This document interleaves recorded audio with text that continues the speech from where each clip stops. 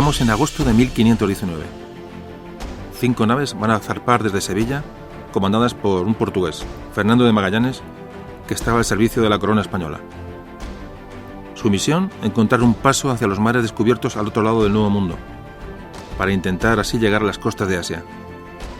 No estaba previsto, pero este viaje supuso que un puñado de hombres, comandados por Juan Sebastián Elcano, dieran por primera vez la vuelta al mundo, en una de las aventuras más formidables de la historia de la humanidad. ¿Qué intereses se escondían tras este viaje y por qué tanta urgencia en llegar a Asia?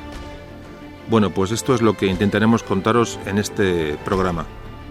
Así que, oído al parche, porque zarpamos desde Sevilla hacia un destino absolutamente desconocido. Memorias de un tambor.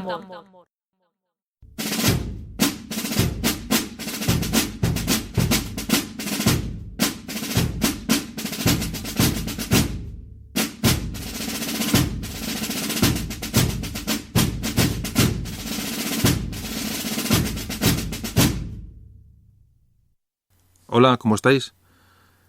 Como sabéis, hoy vamos a hablar de la primera vuelta al mundo. Una aventura absolutamente épica y que íbamos a tratar en profundidad. Bueno, y como siempre, pues vamos a dar un pequeño repaso a qué pasaba en España en esta época de principios del siglo XVI. Bueno, vamos a hablar de esa España ya unida por los Reyes Católicos. Bueno, Isabel de Castilla, Isabel la Católica, muere en 1504. Y es sucedida por Felipe I el Hermoso, que estaba casado con la hija de Isabel y de Fernando, Juana de Castilla, Juana la Loca, que fue la última trastámara. Esta dinastía importantísima en la historia de España, que daría paso a los Austrias, puesto que Felipe el Hermoso ya pertenecía a la casa de Austria, era un Habsburgo. Bueno, pues cuando muere Felipe el Hermoso, la heredera debería de ser su esposa, Juana de Castilla, pero es recluida en Tordesillas y es declarada incapacitada en un episodio bastante oscuro y del cual no se sabe absolutamente la verdad, pero tanto Fernando el Católico como su hijo Carlos, el hijo de Juana, Carlos, que reinaría como Carlos I de España y V de Alemania, bueno, pues la recluyen en Tordesillas y la herencia del trono va a ser para su hijo Carlos. Mientras tanto va a reinar Fernando el Católico, pero muere en 1516. Bueno, pues Carlos I de España y V de Alemania es el nuevo rey de España, fue educado en Flandes, era un rey que no hablaba castellano, que desconocía prácticamente todo lo relativo a los asuntos de España, y nada más llegar lo que hace es, bueno, pues su gente de confianza flamenca pues va a ocupar pues prácticamente todos los puestos de responsabilidad de la corona. Bueno, esto crea un descontento enorme en la nobleza castellana, en la vieja nobleza castellana. Aprovechan, bueno, pues sobre todo en Toledo, el Concejo de Toledo, se pone al frente de una revuelta de las ciudades pues que protestaban contra esta elección del emperador, ¿no? ¿Qué es lo que decían? Pues que este emperador nuevo en España pues se acarrearía gastos que tendría que asumir la corona de Castilla y que esa Castilla emergente pues quedaría relegada a un segundo papel bastante eclipsada por el imperio austriaco.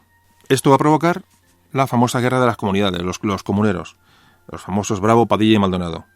Y estos, para tener legitimidad, lo que hacen es apoyarse en Juana I de Castilla, Juana la Loca, a la que atribuyen el poder y arguyen que debería de ser la reina. Bueno, esta guerra va a durar de entre 1520 y 1522, va a suponer la derrota de los comuneros y una estabilidad relativa en Castilla. Bueno, pues este es un poquito el entorno de estos principios del siglo XVI.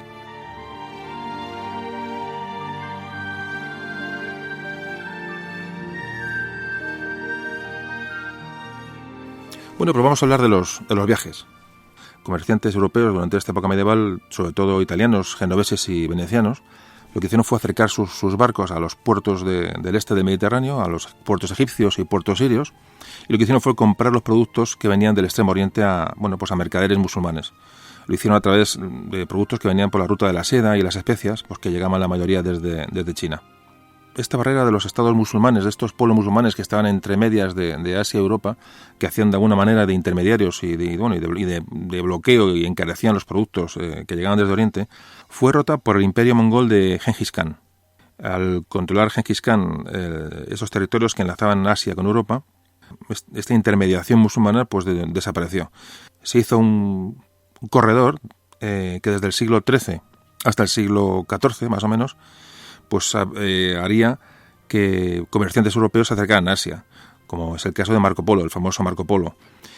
La caída de Constantinopla va a hacer que los musulmanes, más concretamente los turcos, el imperio turco, vuelva a bloquear el comercio entre Europa y Asia directamente. Es decir, volvemos a tener ese intermediario en esa ruta de la seda, esa ruta de las especias, que nos comunicaban con Asia.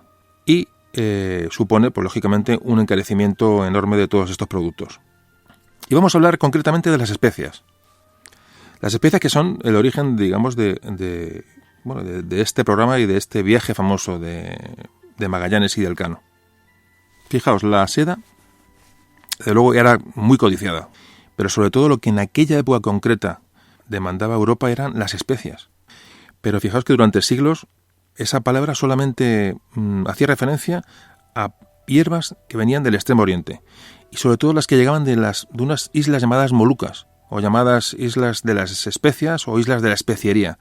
Estas especias eran el clavo, pimienta de la India, la canela, la nuez moscada. La mayoría venía de las islas Molucas. Bueno, pues no solamente eran condimentos alimenticios, porque ya los griegos y los romanos, estas especias que venían de Asia, ya las usaban en banquetes, usaban ungüentos, inciensos para los templos, perfumes, hacían medicinas con ellas. Pero fundamentalmente para lo que se usaban en Europa las especias y lo que hicieron coger un gran valor a estos productos eran porque disimulaban al paladar el sabor desagradable de la carne en mal estado. Como todos podéis suponer, no había medios de refrigeración, los alimentos eran consumidos en precarias condiciones y este disimulo del mal sabor de una carne, bueno, pues era lo que hacía que estos productos, las especias, fueran o tuvieran una grandísima demanda. Claro, lógicamente los italianos que iban a recogerlas al este del Mediterráneo eran también, de alguna manera, también un monopolio de las especias a la hora de venderlas. Es decir, había que sumar la intermediación de los musulmanes más ese monopolio que tenían los venecianos y genoveses a la hora de distribuirlas por toda Europa. Fijaos qué detalle. En la Edad Media un saco de pimienta, un pequeño saco de pimienta, valía a lo que un trabajador ganaba durante toda su vida. Fijaos que la pimienta se contaba grano a grano y llegó a utilizarse en ocasiones como moneda o forma de pago, los granos de la pimienta. Así que en este estado de las cosas, pues bueno, pues los portugueses y españoles pues ven la necesidad de intentar buscar una ruta hacia las Indias, evitando esta intermediación de musulmanes y comerciantes italianos. Es decir, van a buscar una manera de abastecerse de especias de una manera autónoma.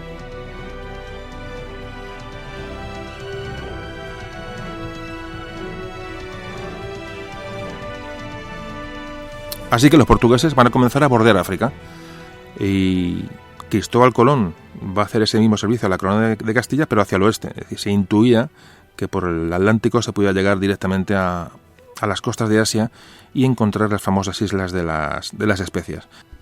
Por supuesto, durante el siglo XVI, bueno, pues se van a desatar luchas por este control del comercio de las especias y entre España y Portugal las pugnas van a ser enormes. Así que, bueno, cuando Vasco de Gama efectivamente llega a la India y a la zona del Índico y a la zona del Pacífico y va a contactar con el mercado de las especias directamente, el precio de las especias va a bajar muchísimo y, de hecho, en Lisboa va a convertirse en un centro europeo o capital europea del comercio de las especias, sustituyendo a Génova y Venecia, que, bueno, pues que han estado mucho tiempo viviendo de este monopolio. Pero hay que decir, bueno, que el interés de Europa por las especias fue lo que cambió el mundo. En aquel momento fue lo que provocó esta expansión y estos grandes descubrimientos. Y bueno, y para acabar con el tema de las especias, fijaos que hoy podemos comprar en cualquier establecimiento por clavo, canela, la pimienta. Parece mentira, ¿no? Parece difícil pensar que aquello costara tantísimo en el siglo XVI.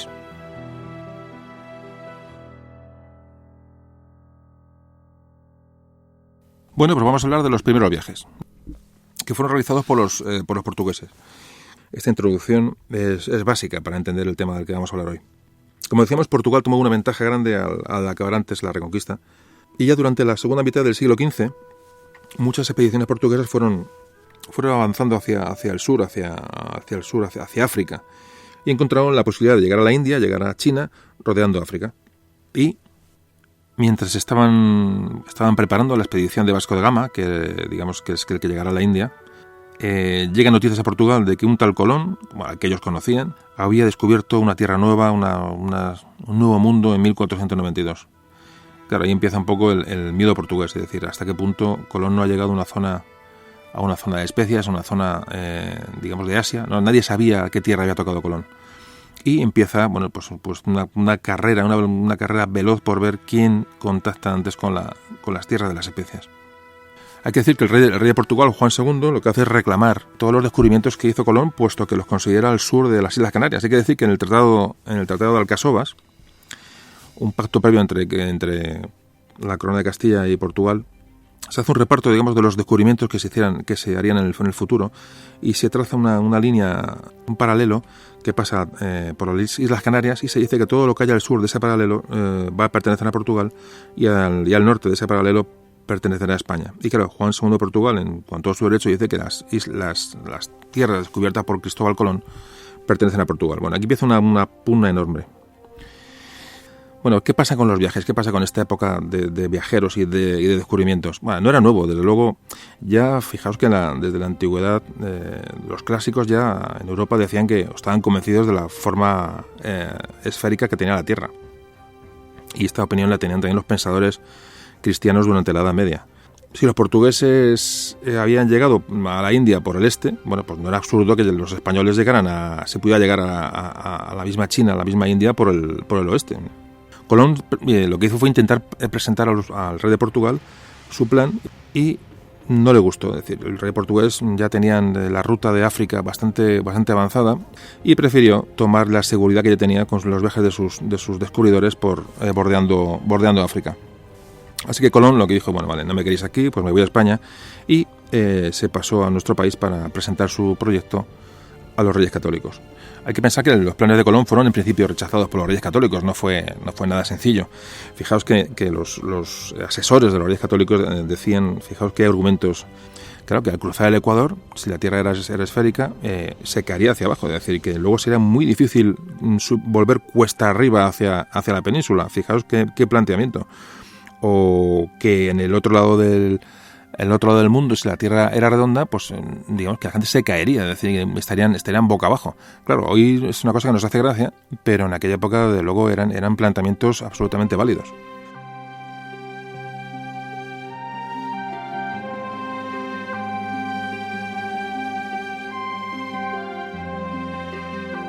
Hay un momento importante, es la final, como antes hablamos de la Reconquista, cuando se termina la Reconquista y se conquista el reino de Granada. Bueno, pues Isabel y Fernando tienen posibilidades de financiar el viaje de Colón, es decir, no lo habían desechado. Bueno, el viaje de Colón a América fue realmente un paseo, así como suena. Comparado con lo que hizo Vasco de Gama para llegar a la India, no fue nada. Es decir, además cogió una ruta bastante rápida, de vientos y corrientes, y se plantó en América en nada. Es decir, no fue un viaje difícil, pero también hay que pensar la incertidumbre de aquellos hombres a la hora de lanzarse al Atlántico a ningún sitio, ¿no? Vale, eso fue fácil, pero cuando salieron, desde luego, no lo sabían. Es decir, era gente con mucha valía y mucho arrojo, sin duda. Y tuvo suerte que se encontró con América por medio, sin saberlo, porque si hubiera seguido avanzando, evidentemente ese viaje no hubiera llegado a ningún sitio, no hubiera tenido posibilidades de éxito, hubieran muerto todos en el mar, porque la distancia entre Europa y Asia sin América por medio, como todos podéis imaginar, es prácticamente irrealizable, sobre todo para los navíos y los hombres de aquella época. Descubre ahí unas islas, descubre una serie de tierras y regresa a España decepcionado porque no ha encontrado una serie de indígenas, una serie de rasgos que digamos le desconciertan, porque él pensaba llegar a Asia y aquello no es la Asia que él conocía o que había llegado por las crónicas. Entonces, bueno, vuelven a la península y se plantean un segundo viaje para intentar demostrar o intentar asegurarse que aquello era realmente las costas de Asia, las costas de las Indias, como luego se les llamó. Y se lanza un segundo viaje. Bueno, ahí en ese segundo viaje va a llegar a Puerto Rico, como todos sabéis, Jamaica, es decir, va a explorar toda la zona del Caribe y no va a encontrar especias ni nada que se le parezca. Pues vuelve a España de su segundo viaje. Bueno, las cosas empiezan a complicar. Evidentemente se da cuenta que aquello no es lo que él esperaba, pero él sigue convencido que aquello son las Indias, que lo va a intentar otra vez. Y en 1496 hace un tercer viaje. ¿Qué va a ocurrir en este viaje? Y es lo que a Colón ya le va a dar una pista importante y le dice que aquello no es Asia. Al navegar por el Caribe va a llegar a la desembocadura del río Orinoco. Claro, él encuentra una corriente de agua dulce tan enorme que por su cantidad de caudal y por la extensión de la desembocadura, evidentemente no podía ser de una isla, tenía que ser de un continente. Fijaos cómo Colón, al no encontrar explicación cartográfica a que aquello se encuentra allí, dice que ha encontrado el paraíso terrenal que habla la Biblia. Es decir, fijaos ya qué explicación tiene que dar, qué argumentación tiene que dar Colón para intentar explicar con qué masa de tierra se acaba de encontrar. Realmente es desconcertante y es bonito hablar de estas. Claro, esto es tan sencillo todo, coger un mapamundi y ver dónde estamos situados y las distancias y los mares y las tierras, pero en aquella época el pensar que se encuentra con un continente que era desconocido en el camino hacia Asia realmente trastocó las cabezas de todos los navegantes y todos los científicos de la época.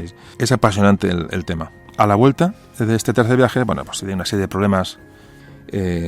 Colón es denunciado por una serie de abusos, en fin, una serie de abusos de autoridad, y al llegar a España, fijaos cómo se ponen las cosas, que es encarcelado él y sus hermanos. La cosa se pone dura. Aún así, dada su valía, evidentemente Colón era Colón, pues convenció a los reyes católicos de su inocencia, y por su valía y evidentemente era un personaje importante, se le encarga un cuarto viaje, en 1502. Otra vez iba a descubrir un paso hacia Asia. Esta vez ya no iba a identificar la zona como asiática, sino ya iba a buscar un paso. Es decir, vamos a explorar esas costas que hemos encontrado y vamos a ver cómo se pueden atravesar y dirigirnos hacia Asia. Colón llegó a Panamá, pero no tuvo información sobre lo que podía haber al otro lado, ningún indígena le dio información. Y Colón regresó a España ya absolutamente derrotado de su misión de encontrar un paso hacia Asia. El caso es que Colón murió en 1506 en Valladolid. Fue despojado de sus cargos, es decir, murió de una manera solitaria. Prácticamente no se le reconoció en los últimos años de su vida nada de lo que había hecho, y no supo nunca, Colón no supo que había descubierto un nuevo continente. Sabía que había entrado en una zona había descubierto unas tierras grandes que se interponían con Asia, pero jamás llegó ni a sospechar que lo que él había encontrado era nada más y nada menos que América, o Colombia, como se debería haber llamado, porque, fijaos, no decimos ya la mala suerte de Colón, tampoco hay gente que tiene mala suerte ya de entrada y de salida. A poco de su muerte hubo un cartógrafo alemán, un tal Waldseemüller, que recogió las crónicas y relatos de un navegante, un florentino, Américo Vespucio, como a todos os sonará. Viajó a América con Colón, es decir, era un personaje que conocía muy bien aquello, y este italiano lanzó la teoría de que lo descubierto por Colón no eran unas tierras intermedias sin importancia, sino que era un nuevo continente. Y este Waldseemüller lo que hace es empieza a pintar un mapa, era cartógrafo, y hace un mapa, el famoso mapa Waldseemüller, en el cual llama, en honor a estos contactos, a esta información que le dio este Américo Vespucio, llamó a esa nueva tierra América, le puso América en honor de la persona que le había dado la información, simplemente, y ahí viene el nombre de América, con el cual se ha quedado el continente. Una cosa absolutamente casual, una cosa tonta, pero además de Colón no ser reconocido, tampoco pudo dar su nombre al nuevo continente que él realmente descubrió. Cosas de la historia.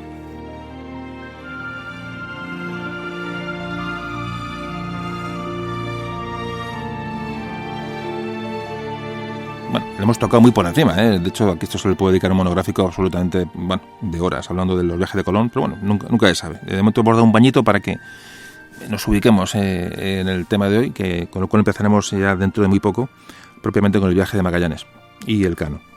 Hay una pugna, como decíamos, entre España y Portugal, y esta pugna va a continuar.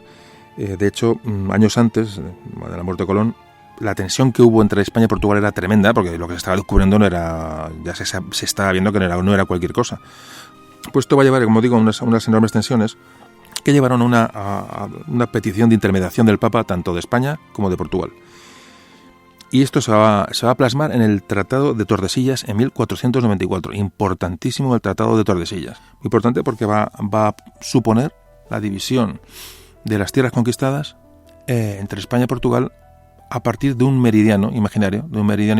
Es decir, ya no hablamos de norte y sur como en el Casovas, sino que ahora se va a repartir los territorios conocidos al este serían para Portugal y al oeste para España. Hay que decir que esa franja imaginaria se iba a situar a 370 leguas, en lo que dice el tratado, 370 leguas al oeste de las islas de Cabo Verde. Es decir, va a suponer el reparto entre España y Portugal del mundo. ¿Qué hizo Portugal de una manera muy inteligente? No conquistó grandes extensiones de terreno, sino que hizo un sistema de plazas costeras. Es decir, fue fundando plazas, digamos, de modo de apoyo, jalonando el itinerario hasta Asia, pues por todas las costas, la costa africana. Empezó a fundar pequeñas ciudades, pequeños puestos de comunicación y de abastecimiento, hasta llegar a la India. La conquista de América fue una auténtica epopeya, pero lo que hicieron los portugueses en el Índico, y llegando hasta la India, llegando hasta las Molucas, y llegando prácticamente hasta Japón, tampoco tiene, realmente las dos incursiones de ambos países fueron realmente memorables. Realmente España y Portugal abrieron para Europa el resto del mundo, pero como decimos siempre, por un motivo económico. Fijaos como siempre vamos mirando siempre lo mismo, y es lógico, es lo que mueve al hombre, enriquecerse, el buscar nuevos productos, y así es como la humanidad ha avanzado. Y volvemos al Tratado de Tordesillas, que es el que va a dirimir todos estos problemas que había entre España y Portugal. Hay que pensar que en aquella época la religión y la política iban de la mano. Es decir, el Papa era el que tomaba decisiones absolutamente importantísimas y que influían en la vida de los estados.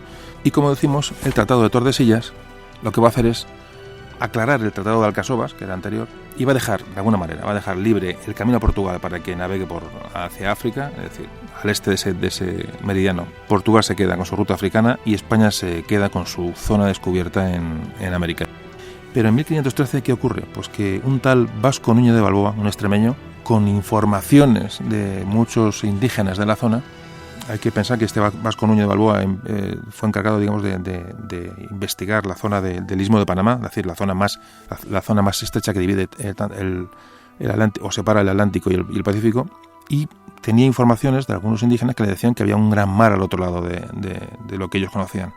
Y efectivamente, Vasco Núñez de Balboa en 1513 subió a un monte donde se podía divisar gran distancia, y ante sus ojos apareció un mar enorme que él llamó Mar del Sur. Impresionante. Descubrió el Pacífico, él no lo sabía, pero sabía que el mar y el océano estaba allí. Es decir, que todas las sospechas que tenían los españoles de que América era un continente en medio entre Europa y Asia, él sabía muy bien lo que había encontrado. Las noticias llegan a España, y lo que ahora empieza es otra carrera por encontrar un paso. Es decir, ya hemos encontrado el otro mar, vamos a encontrar una manera de pasar a otro lado. Y bueno, de hecho se organizaría pronto una expedición, que es la que vamos a hablar en este programa, que es la expedición de Magallanes, que sería en 1522. Los españoles tenían la prisa en llegar hasta las Molucas, hasta Asia, hasta las Islas de las Especias, y demostrar que eran suyas, es decir, que estaban al oeste de ese famoso meridiano del Tratado de Tordesillas. Claro, esto no se podía saber. Es decir, la Tierra redonda, se parte la Tierra a partir de un meridiano, unos al este y otros al oeste, pero al final al otro lado se van a encontrar. Es decir, la Tierra es una cada uno debería tener una media naranja, ¿no? El Tratado de Tordesillas reparte la Tierra en dos, pero ese meridiano tenía un contrameridiano al otro lado. Es decir, había una media naranja que pertenecía a España y otra media naranja a Portugal. Aquí se trataba de saber si las Molucas y las Especias pertenecían a unos u a otros. Y por esto se monta este viaje de Magallanes para intentar pasar América, como sea, encontrar un paso, un estrecho, pasar y llegar a las Molucas y demostrar que las Molucas eran españolas, y demostrar que el mercado de las especias podía estar en poder español. Bueno, pues esta es la introducción a nuestro viaje. Y ya empezamos a narrar cómo fue el viaje de Magallanes y Elcano, que supuso la primera vuelta al mundo.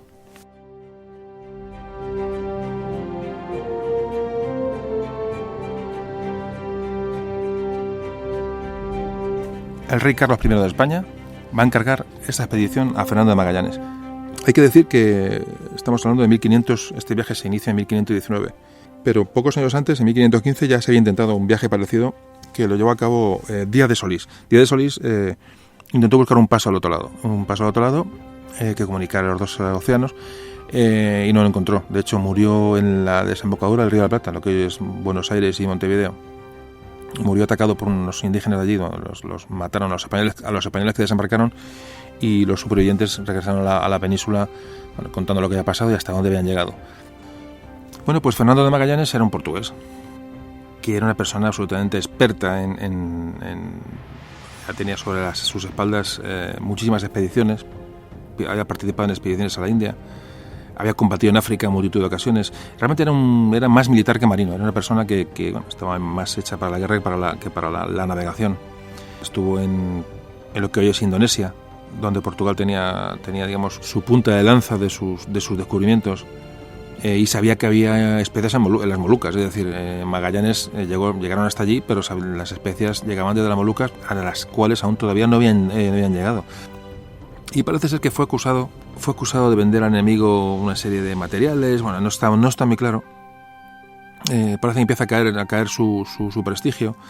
De hecho, pidió al rey de Portugal una recompensa por todos sus viajes y su entrega a Portugal. Parece que esa recompensa fue denegada. En fin, empezó a ser un personaje un poco complicado para la corona portuguesa, y fue dado de lado. ¿Qué hizo Magallanes? Pues, como hizo Colón en su día, pues acudir a la corona española de Carlos I, y le financiaba de nuevo pues un viaje que él tenía previsto para llegar a las famosas Molucas, pero esta vez por el oeste, es decir, era que él decía que podía pasar el nuevo continente americano para llegar a Asia. Y entonces se ofrece al rey Carlos de España, que era un rey joven, en ese momento era prácticamente un jovencito. Pero bueno, Magallanes le convence y la expedición se inicia. A Fernando de Magallanes se le van a dar cinco barcos. Eran 4 naos y una carabela. Bueno, pues para atravesar América y llegar al otro lado. Ojo, si América era atravesable, es decir, la gente se suponía que América se podía atravesar, pero iban a un viaje a lo desconocido, es decir, vamos a atravesar América, pero ¿por dónde? ¿Habrá algún estrecho? ¿Habrá algún paso? ¿Habrá una franja de tierra donde se acabe este continente y podamos pasar al otro lado? Tampoco lo sabían, es decir, van un poco a no se sabe dónde. Ya los últimos españoles que antes hablábamos se han quedado a mitad de camino. Carlos I le nombra capitán general. Para mandar esta expedición le da el rango de capitán general y le plantea que al ser portugués, un poco uno de los pactos que se hacen entre la corona española y Magallanes es que se le dice a Magallanes que si encuentra una zona con más de 6 islas, 2 de ellas pueden ser para él. Hay que decir que de este viaje hay muy poquitas crónicas. El diario de navegación de Magallanes, que sería la clave de todo esto, no está, se perdió. Entonces, para conocer lo que ocurrió durante esta singladura, tenemos las referencias o las narraciones o las crónicas de Antonio Pigafetta. Antonio Pigafetta era un nuncio del Papa, que estaba era el nuncio papal en la corona española. Este era un cronista, era un aventurero, una persona un poco exagerada, era casi un periodista de la época, ¿no? Era un cronista, como decimos. Y gracias a que él escribió a la vuelta un libro, gracias al libro de Antonio Pigafetta, pues podemos saber muchas de las cosas que ocurrieron, no todas, evidentemente, además tiene una narración un poco sesgada, pero gracias a esta narración tenemos muchos datos del viaje. También tenemos, sobre todo, mucha información gracias del que luego hablaremos, de Francisco Albo. Francisco Albo era el piloto de la Trinidad y de la nave Victoria. Entonces, gracias al derrotero, es decir, al cuaderno de ruta que tenían estas naves, escritas por Francisco Albo, pues tenemos muchísima información también, mucha información. Y luego tenemos una carta que escribió el cano a Carlos I de España. De hecho, muchos historiadores han reconstruido el viaje en base a estos documentos. Los preparativos duraron 17 meses. Aquí ya empezamos a ver los primeros problemas. Magallanes era una persona, como antes decíamos, más militar que navegante, y tenía un carácter autoritario, sin duda. Y ya tuvo problemas al salir con la Casa de Contratación de Sevilla, que era el organismo encargado de la gestión de todo lo que llegaba de las Indias, de América. Y encima tenía ese origen portugués, ¿no? De hecho, tenía un problema. Aquí en España se le miraba un poco de reojo, es decir, un portugués, ¿qué hace aquí un portugués mandando una expedición de tal trascendencia? Y en Portugal se le tenía como un traidor. Es decir, de hecho, enseguida los españoles van a desconfiar de él, lo que son sus compañeros de viaje, los capitanes españoles. Va a haber una rivalidad prácticamente nada más partir de Sevilla. Y bueno, ya de Sevilla se empiezan a pertrechar, que eran 4 naos y una carabela. Eran las 4 naos, eran la San Antonio, la Trinidad, la Concepción y la Victoria. Y una carabela que era la Santiago. Las carabelas eran barcos más ligeros, es decir, son más ligeras, están hechas más para la exploración, son más rápidas. Y las naos ya son barcos más pesados, barcos que llevan más capacidad, son más lentos, pero realmente pueden llevar más capacidad de hombres, más capacidad de material. Prácticamente estos eran barcos que no tenían prácticamente ninguna comodidad. De hecho, la tripulación solía dormir en cubierta, a la intemperie, mientras les azotaba todo tipo de inclemencias. O sea, eran viajes absolutamente terroríficos. Bueno, pues la tripulación de estos cinco barcos acompañaban unos 250 hombres, que no eran para nada cualquiera, es decir, eran muy buenos marineros, gente muy escogida en su mayoría, y más o menos la proporción era una mayoría grande de españoles. Se estima que de los 250, unos 150 eran españoles, había unos 30 portugueses, otros 30 algún número franceses, otro tanto italianos, había unos griegos, algunos flamencos, algunos alemanes, había unos irlandeses, parece que había un inglés, y llevaban un personaje, un malayo, que lo llevaban con la idea de que les hiciera de intérprete. Bueno, es un poquito la composición por nacionalidades de las tripulaciones de estos 5 barcos. Carlos I lo que fue nombrar a Juan de Cartagena como un jefe conjunto, es decir, controlar qué pasaba en aquel viaje. No vigilar a Magallanes, pero casi, es decir, era su mano derecha en el viaje. Y bueno, y se embarcaron evidentemente bajo el mando de Magallanes, sin duda. El personaje de Juan Sebastián Elcano, del que luego hablaremos largo y tendido, era un vasco, iba de maestre del barco de la Concepción, de la nao Concepción. Parece ser que Elcano tuvo problemas con la justicia. Parece ser que vendió un barco su barco lo vendió a los genoveses, cosa que estaba prohibida en aquella época. Y bueno, pues fue condenado, fue perseguido por la justicia, y parece que como para redimir este delito, bueno, pues se embarcó en esta expedición, ya digo, como maestre de la nao Concepción. Embarcaron provisiones para 2 años, casi nada. Sobre todo llevaban mucho vino. El vino es que para los marineros de la época era un poco como, parecía que les daba fuerzas, ¿no? Ellos tenían la idea de que el vino les daba, el agua no valía para nada, era el vino el que les daba valor, les daba fuerza, y era el combustible, ¿no?, de los marineros. Por eso se llevaba muchísimo vino en estos viajes. Se llevaban galletas para sustituir al pan, harina, se llevaba queso, mucho arroz, legumbres, se llevaba membrillo, bastante carne de membrillo, azúcar, se llevaban algunos animales vivos como vacas, y también llevaban, curiosamente, muchísimas baratijas, cuentas, collares, telas con colores chillones, espejos, es decir, para intercambiar con los posibles nativos indígenas que se encontraran en cada zona que irían descubriendo, ¿no? Así que comenzamos el viaje.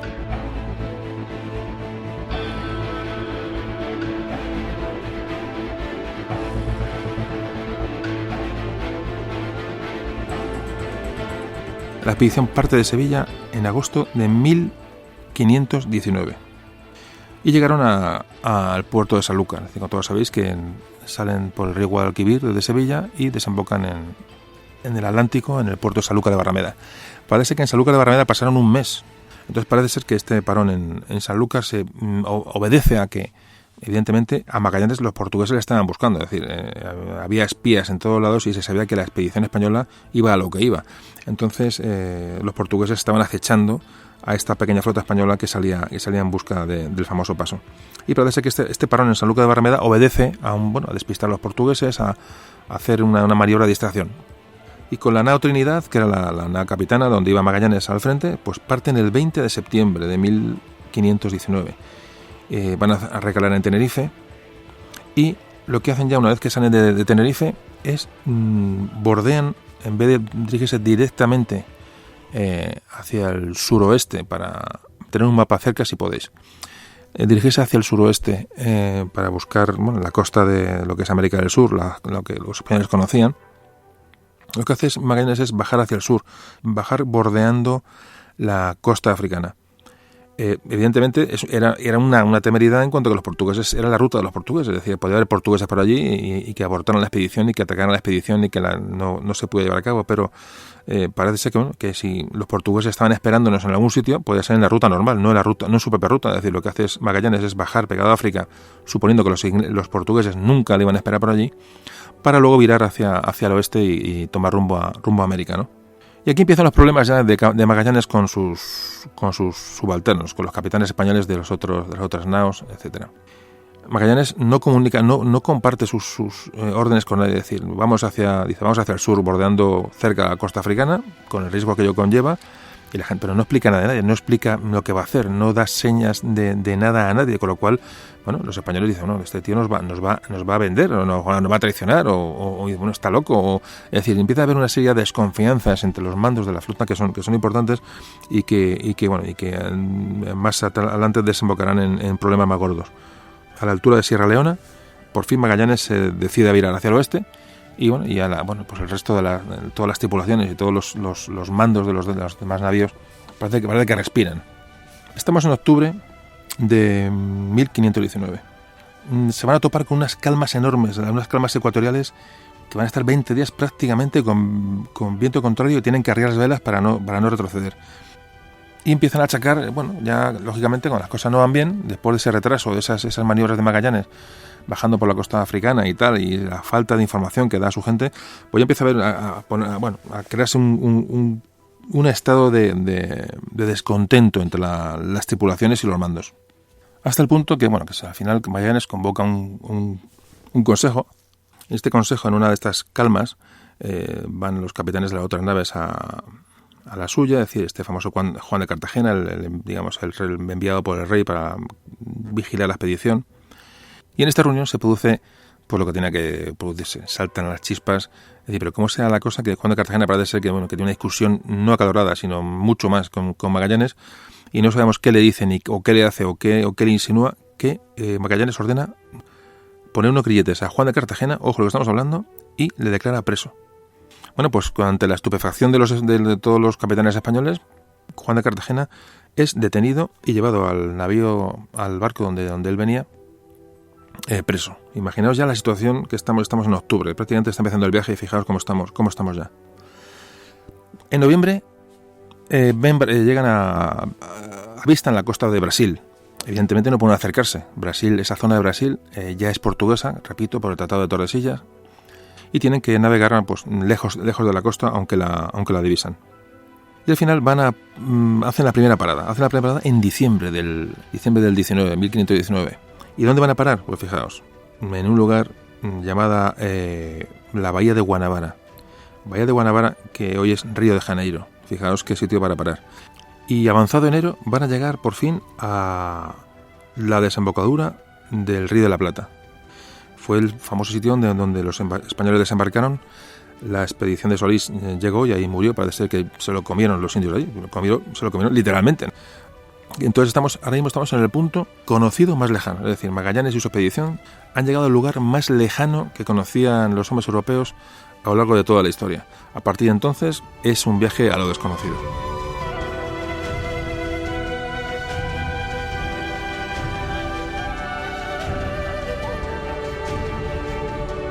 Bueno, pues en esta zona bautizarán una zona elevada de la desembocadura como Monte Vidi, que luego será Montevideo, y están explorando aquella zona 20 días. Ya cada entrante en tierra, cada posibilidad de que aparezca un estrecho o un paso hacia el otro lado va a ser explorado en profundidad. Y entonces van a ir pegados a la costa buscando un paso. Van a estar 20 días explorando la zona del Río de la Plata. Es decir, van a perder mucho tiempo, eran navíos lentos, evidentemente. Y como decimos, allí no hay nada y ya van hacia el sur. Van a pasar por lo que hoy es Mar del Plata. Estamos en febrero de 1520. Van a llegar a Bahía Blanca. Bahía Blanca, igual, hay que ver los mapas, creen que es un estrecho. Cada entrante que ven en tierra, cada viraje hacia el oeste, hacia poniente, ellos creen que es un estrecho, ellos creen que es una salida porque realmente es lo que van buscando y así lo quieren creer. Esta zona de Bahía Blanca, si uno lo ve en el mapa, es un giro hacia el oeste tremendo. Llegarán al Golfo de San Matías y les ocurre lo mismo. pasarán por la península de Valdés. Tiene una gran confusión. En la península de Valdés, claro, el giro, si vemos el mapa, en la península de Valdés ya es un giro hacia el este, es decir, crea una gran confusión. Traspasan la península de Valdés y encuentran otro entrante que también les indica que puede ser el famoso estrecho y es una falsa alarma. Aquí encontramos ya, estamos acabando febrero del año 1520 y empiezan a encontrarse unas corrientes contrarias que les dificultan muchísimo la navegación y empieza a hacer frío. En marzo van a llegar al Golfo de San Jorge y en abril van a parar en el puerto de San Julián, concretamente el 1 de abril. Viendo en el mapa, viendo el puerto, lo que es el Golfo de San Julián, se ve perfectamente por qué pararon allí. Es una zona muy protegida, pero lo que sorprende a todos los capitanes es que Magallanes decide pasar el invierno allí. Es decir, aún quedaba mucho tiempo de buen tiempo y no sabemos por qué Magallanes decide que se para allí a pasar el invierno. Nada menos que 6 meses. Bueno, la confusión, el descontento ya es absolutamente generalizado. Con Juan de Cartagena detenido, Magallanes haciendo prácticamente lo que quiere sin dar explicaciones. La crispación es absoluta.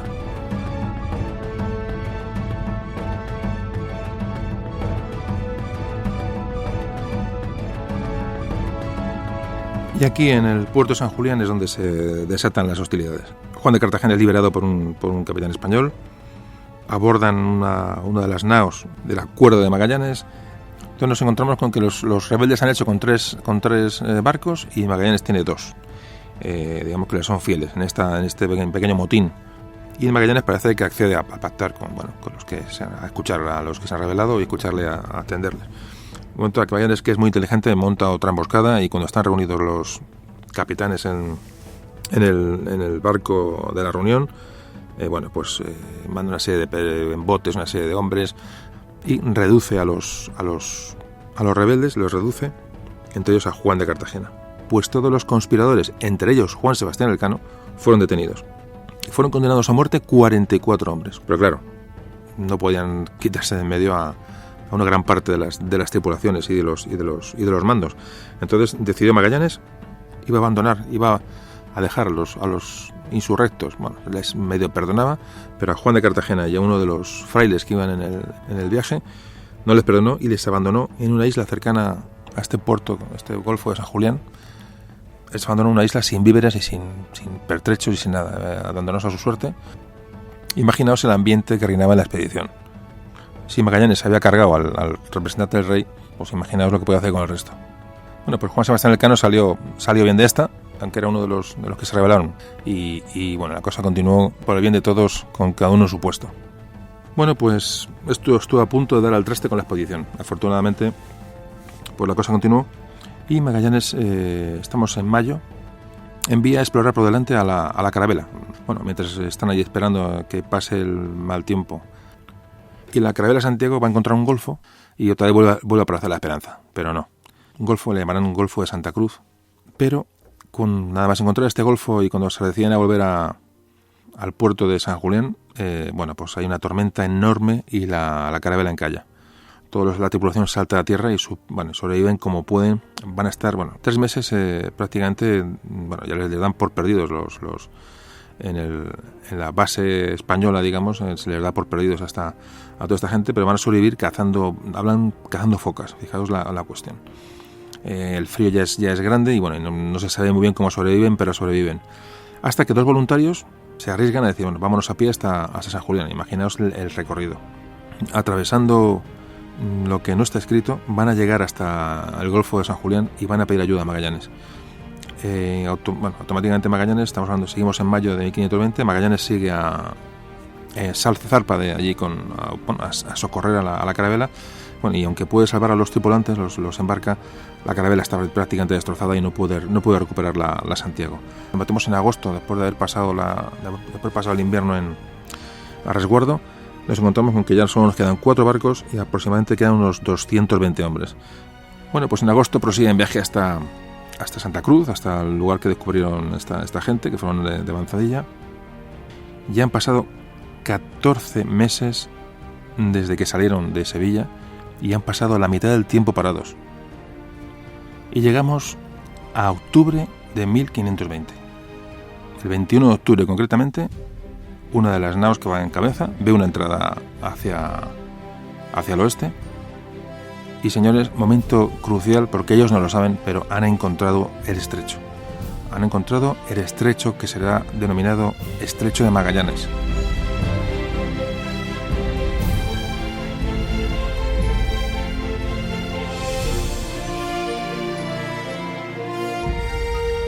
Para ellos es una entrada más, es una falsa alarma más, es decir, empiezan a navegar hacia el oeste buscando tal, y ya empiezan a ver que las aguas empiezan tienen menos profundidad, y bueno, coge de un mapa y ver, porque hay que ver realmente por la zona que estamos hablando. Hay que decir que en el estrecho, el estrecho daba al otro lado comunicaba el Atlántico con el Pacífico, y la navegación por el estrecho es mucho más complicada que haber bajado hasta el Cabo de Hornos. Hay que decir que el Cabo de Hornos no se descubrió hasta 1527, o algunos años después. Lo descubrió un tal Francisco de Oces, que por casualidad, porque se vio tuvo que cambiar, sufrió una tormenta y tuvo que cambiar el rumbo, y sin querer se encontró con el Cabo de Hornos.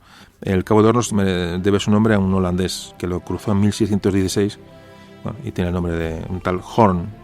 Y este Horn dio el nombre del Cabo de Hornos, aunque realmente el Cabo de Hornos tenía que llamarse Cabo de Oces, en honor a Francisco de Oces, que fue el que realmente lo descubrió. Pero bueno, son cosas como decimos de la geografía y de la historia. Bueno, pues nos encontramos ya en el Estrecho de Magallanes. Ellos no saben que están en el Estrecho de Magallanes, que esa entrada les va a dar acceso al Pacífico, y empiezan a investigar. Lo que hace es mandar de avanzadilla a 2 naos, a la San Antonio y la Concepción, a explorar. A ver qué hay allí, mientras las otras 2 naos se quedan en la entrada del estrecho y no hay noticias de la San Antonio y la Concepción. Ya les dan por perdidos. Es decir, hay una desolación enorme en la expedición de Magallanes, ya incluso se plantean el volver, y esto no puede ser, ya han pasado ya llevan muchos meses de navegación con pocos resultados, con muchos problemas internos, y cuando ya están en el momento más de decaimiento máximo, ven aparecer de repente a San Antonio y la Concepción de lejos. Pero las crónicas de creo que es de Pigafetta cuenta, dice, las vimos venir a toda vela con las banderas desplegadas y dando cañonazos. Es textual. Es decir, imaginaos la emoción del momento. Es decir, las 2 naos venían con una alegría enorme, con un alborozo enorme, pegando cañonazos por el Estrecho de Magallanes, el futuro Estrecho de Magallanes, aún no se le había bautizado, diciendo que efectivamente eso no era... que había más allá algo, no habían llegado evidentemente al otro lado, porque hay unos 500 kilómetros. El Estrecho de Magallanes de lado a lado tiene más de 500 kilómetros. Impresionante. Pero bueno, esta pequeña avanzadilla se ha dado cuenta que aquello no era ya un golfo, aquello había corrientes, había la estructura geográfica de aquella zona correspondía a algo más que un entrante simple y llano. Y se dan cuenta de que aquello puede ser el paso hacia el otro lado, y le regresan para continuar la expedición todos juntos, con las banderas desplegadas y pegando y gastando pólvora.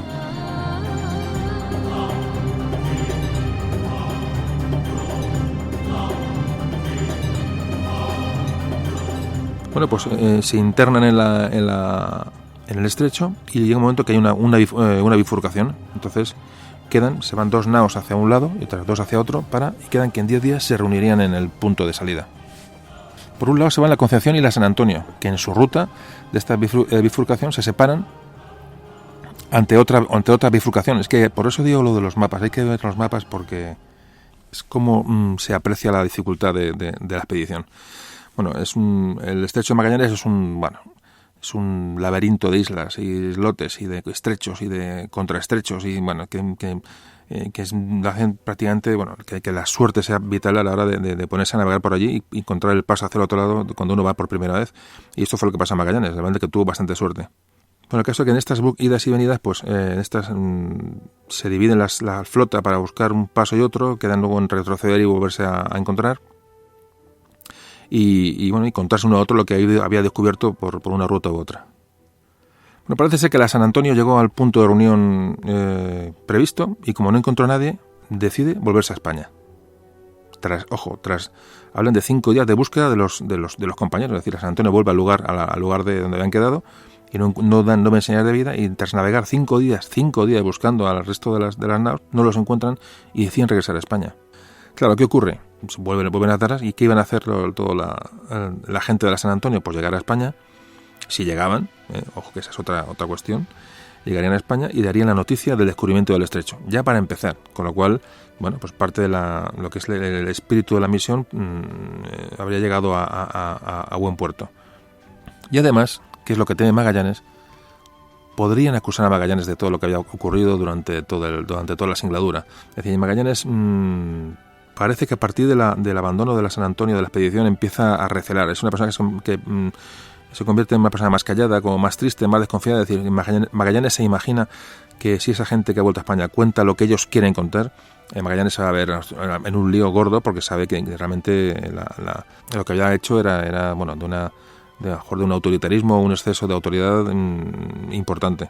Y bueno, hay que decir que la San Antonio, evidentemente, eran marineros de una gran valía. Es decir, llegaron a pasar describen en el viaje de vuelta, los de la San Antonio, describen unas islas que, por la descripción que ellos hacen, todo el mundo habla que eran las Islas Malvinas. No es seguro, pero prácticamente todo el mundo da por hecho que fueron los descubridores de las Islas Malvinas, cosa que no han pasado a la historia como tales, y llamaron a aquellas islas, las llamaron Islas de San Antón. Total, que esta San Antonio va a llegar a Sanlúcar de Barrameda en mayo de 1521, y se les tomó como únicos sobrevivientes de la expedición. Magallanes, fijaros, evidentemente Magallanes pensaba bien, contaron lo que tenían que contar, y directamente Magallanes fue acusado, aun dándole por muerto, se le acusó de rebeldía. Se le quitó la pensión a su viuda. En fin, un desastre. Lo que contó aquella gente para Magallanes, digo, como que él sospechaba bien de que aquello podía ocurrir.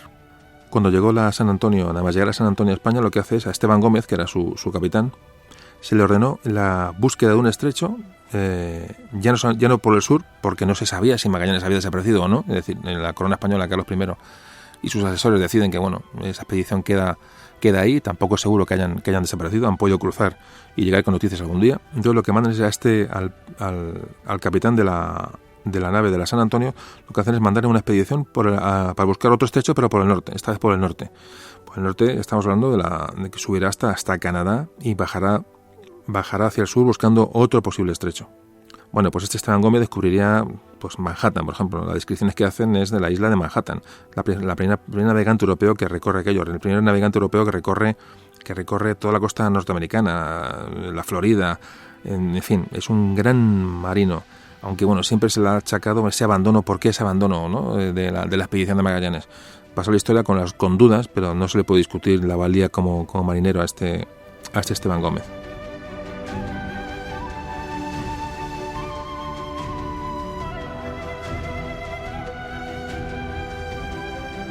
Y bueno, pues seguimos con la expedición de Magallanes, porque evidentemente no les haya pasado nada, y han recorrido más o menos la mitad del estrecho. Estamos hablando de los 250 kilómetros, imaginaos. Y regresó a buscar a la San Antonio, como no podía ser de otra forma. La esperaron largo tiempo y al final, bueno, dejaron una cruz clavada en el lugar que habían concretado para reunirse. Entonces dejaron una cruz con información sobre la ruta que habían seguido, por si la San Antonio llegaba allí, que le siguieran. La San Antonio estaba de camino de España hacía días. Bueno, pues siguieron navegando por el estrecho Magallanes. Hablan fijaos lo bonito, cómo vieron, mientras navegaban por las noches, veían grandes hogueras rojas de las tribus de la zona, porque es una zona muy rica en carbón. Entonces allí, bueno, las hogueras estaban a la orden del día, cuando hacía frío se calentaban con aquel carbón. Entonces llamaron Tierra de los Fuegos, de origen al nombre de aquella zona, como se la conoce hoy como Tierra de Fuego. Bueno, pues Magallanes se encontraba ya en mitad del estrecho. Ya le quedaban solamente tres naos, de las 5 que partieron de Sevilla. Como era su costumbre, lo que hace es parar en mitad del estrecho y mandar una nave para que investigue lo que hay por delante. Y la gran noticia, a los 3 días la ven volver igual, con las mismas muestras de júbilo que hemos hablado antes, cuando los descubrimientos anteriores.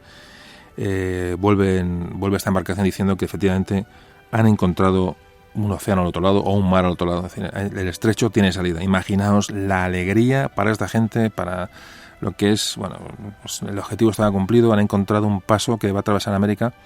Yo digo que está muy cerquita del Cabo de Hornos, realmente un poquito más al sur. Podían doblar Sudamérica prácticamente sin problemas, entre comillas. Pero bueno, el descubrimiento es tremendo. La alegría, hay que imaginarse a aquellos hombres prácticamente sin ropas adecuadas, ya con frío, con meses de navegación, con hambre, con enfermedades, con gente que se supone que han desaparecido. el ambiente tenía que ser tremendo y la alegría que aquella gente se tuvo que llevar al ver el océano delante de sus ojos tuvo que ser algo indescriptible. Así que esta fecha la marcamos con fuego en la historia de España y es 27 de noviembre de 1520.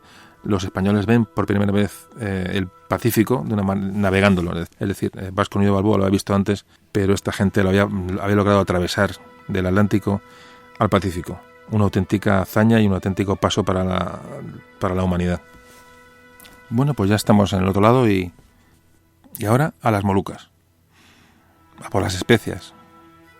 Ellos pensaban, que de hecho, como Nuño de Balboa la llamó el Mar del Sur, pero de mar no tenía nada, es el océano más grande de la Tierra.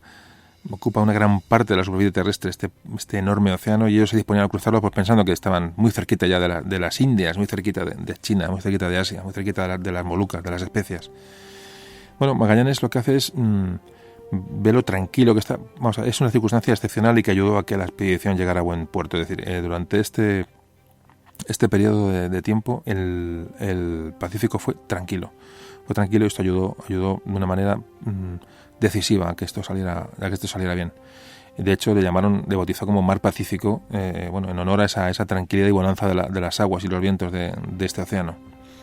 El cielo estaba despejado y, como ven, al nada más pasar cuando se despeja el cielo, empiezan a ver un poco el cielo, porque había pasado épocas de mucha nubosidad. Como ven, claro, en el hemisferio sur ellos no conocían las estrellas del hemisferio norte, y cómo identifican esas nubes, que son dos galaxias que se divisan solamente del hemisferio sur, y cómo les bautiza como nubes de Magallanes. Como Pigafetta también identifica la Cruz del Sur, del hemisferio sur. Es decir, todos estos descubrimientos para estos hombres eran auténticos cosas de magia, es decir, ver cosas diferentes, es la aventura por excelencia, ¿no? El ver zonas desconocidas y no transitadas por el hombre jamás hasta entonces, verdaderamente impresionante. Magallanes pensaba que estaba muy cerca de las Molucas, porque todos creían que la Tierra era más pequeña de lo que realmente es. Así que pasó el estrecho de Magallanes y puso rumbo al norte, buscando el Ecuador, buscando una latitud en la que ellos sabían que estaban las Islas Molucas. Es decir, pensaban navegar hacia el norte para luego virar otra vez hacia el oeste y buscar la zona de las Molucas, la zona de Asia. Iba navegando pues lo que es toda la costa de Chile. Pasan el 15, estamos en noviembre de 1520. Van a pasar por Valparaíso. ¿Por qué no desembarcó? Esa es una de las preguntas que todo el mundo se hace. ¿Por qué no desembarcó en Chile para reponer alimentos y coger alimentos frescos, para buscar agua, etcétera? Lo que sea, cazar animales, reponer agua, como digo, etcétera, pero no lo hizo y no hay una explicación cierta sobre esto, pero todo el mundo piensa que estaba convencido de que estaba al lado. Es decir, que lo que tenía por delante era un mar pequeño y que enseguida llegaría a Asia. Subió hacia el norte y llegó a una altura de unos 30 grados latitud sur, pues vira hacia el oeste y comienza a atravesar lo que él pensaba que era un mar. Tuvieron muy buen viento, afortunadamente. Tuvieron como antes decíamos, muy, muy buena mar. Pero evidentemente ya según pasaban los días, la incertidumbre tenía que ir creciendo. Empezaron ya a pasar los días, darse cuenta que aquello no era un mar. Las provisiones empezaban a escasear. Parece ser que había muy poca pesca. Y pasan por la longitud 165 grados. Bueno, esta longitud, digamos, es el meridiano que hay.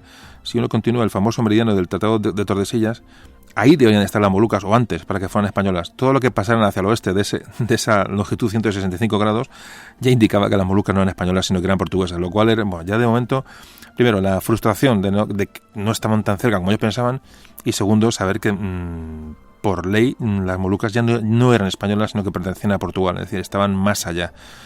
Claro, esto les da pues un pequeño golpe, es decir, bueno, están mucho más lejos de lo que pensábamos, y este mar que pensábamos que era un mar pequeño se nos empieza a abrir y se empieza a ser interminable.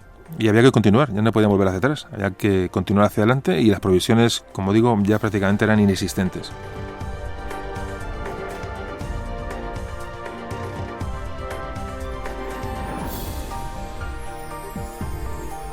Hablan que el 24 de enero, ya estamos hablando de 1521, el 24 de enero encuentran un atolón de coral que creen que es una isla, bueno, y la excepción es el nombre, le llaman San Pablo, pero es un simple atolón y bueno, no puede evidentemente ni desembarcar, ni aprovisionarse, ni absolutamente nada. Luego la decepción es enorme.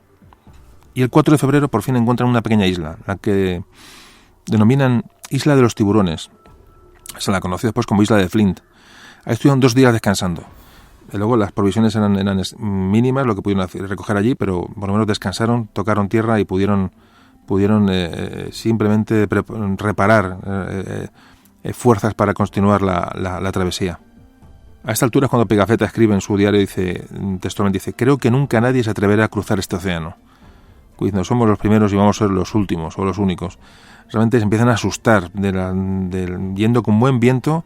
La navegación era favorable, pero no encuentran absolutamente nada de tierra y empiezan realmente a asustarse, a ver realmente dónde están, ¿no? Ya se narran las grandes penalidades, todo empieza a complicarse. El agua está en mal estado. Fijaos, cocían el arroz con agua de mar, evidentemente, porque no pueden usar el agua dulce. El agua estaba prácticamente putrefacta. De hecho, empieza a escasear de tal forma, aun estando putrefacta, que hablan que la mezclan con la orina para beber. O sea, tienen que racionar todo de tal manera que llegan a un estado absoluto de penuria. No llovía, no podían recoger agua, pues tenían la costumbre de cuando llovía recoger agua con las velas, tenían un método de recogida de agua con las velas de las naos. No cayó una gota de agua en todas aquellas semanas, con lo cual no pudieron recoger agua del cielo. Bueno, terrorífico. Fijaos que durante este periodo de navegación van a tener 19 muertos y 30 enfermos graves. La mayoría de escorbuto, que es una falta de alimentos frescos y una falta de vitamina C. Bueno, las famosos síntomas del escorbuto, las encías inflamadas, unas caras, se les deformaba la cara con las encías muy inflamadas, hemorragias, muchos tenían fiebre, algunos entraban en coma, entraban en depresiones, muchas veces producía la muerte el escorbuto. Y solo enfermaban marineros, y igual investigaciones posteriores han deducido que una parte de la dieta de los más nobles, de las naos, de los mandos de estas embarcaciones, tomaban membrillo, y parece que esa carne de membrillo era la que les evitó coger el escorbuto, porque era el único alimento que tomaban, que diferenciaba a la marinería de los mandos de las naves. Bueno, pues siguieron navegando con vientos favorables, pero absolutamente fatigados y enfermos, y tuvieron muy mala suerte porque estuvieron a punto de tocar las Islas Marshall, pero muy cerquita de haberlas divisado y de haberse dirigido hacia ellas. Bueno, y otro tema que aparece aquí es por qué Magallanes se dirigió tan al norte. Fijaos que estamos navegando, se estima, que unos 1.500 kilómetros al norte de las Molucas. ¿Qué buscaba Magallanes tan al norte? No se sabe, y nunca lo sabremos, pero todo el mundo se quedará perplejo. Es decir, si vamos a una latitud X, ¿por qué vamos tan al norte? Y Magallanes seguía sin dar explicaciones absolutamente de nada. Realmente ya daba igual, lo que la gente quería llegar, tocar tierra, encontrar y sobrevivir a aquel viaje, porque realmente ya no podían resistir mucho más. Y por fin, el 6 de marzo de 1521, alguien ve unas montañas en el horizonte. Imaginaos el júbilo, porque ya las montañas significan mucho más que ya no puede ser un atolón ni una isla pequeña, sino una isla, una tierra ya realmente en condiciones para poder sobrevivir. Ya digo, el júbilo que reina en las tripulaciones, en todos los hombres que iban en aquellos 3 naos ya a punto de morir, imaginaos la sensación de estar salvados, ¿no? Son las Islas Marianas. Y desembarcan en una de las islas, la isla de Guam, la famosa isla de Guam. Repito lo de los mapas. Me gustaría que echaréis un vistazo a los que no tengáis localizado geográficamente toda esta zona, porque vale la pena.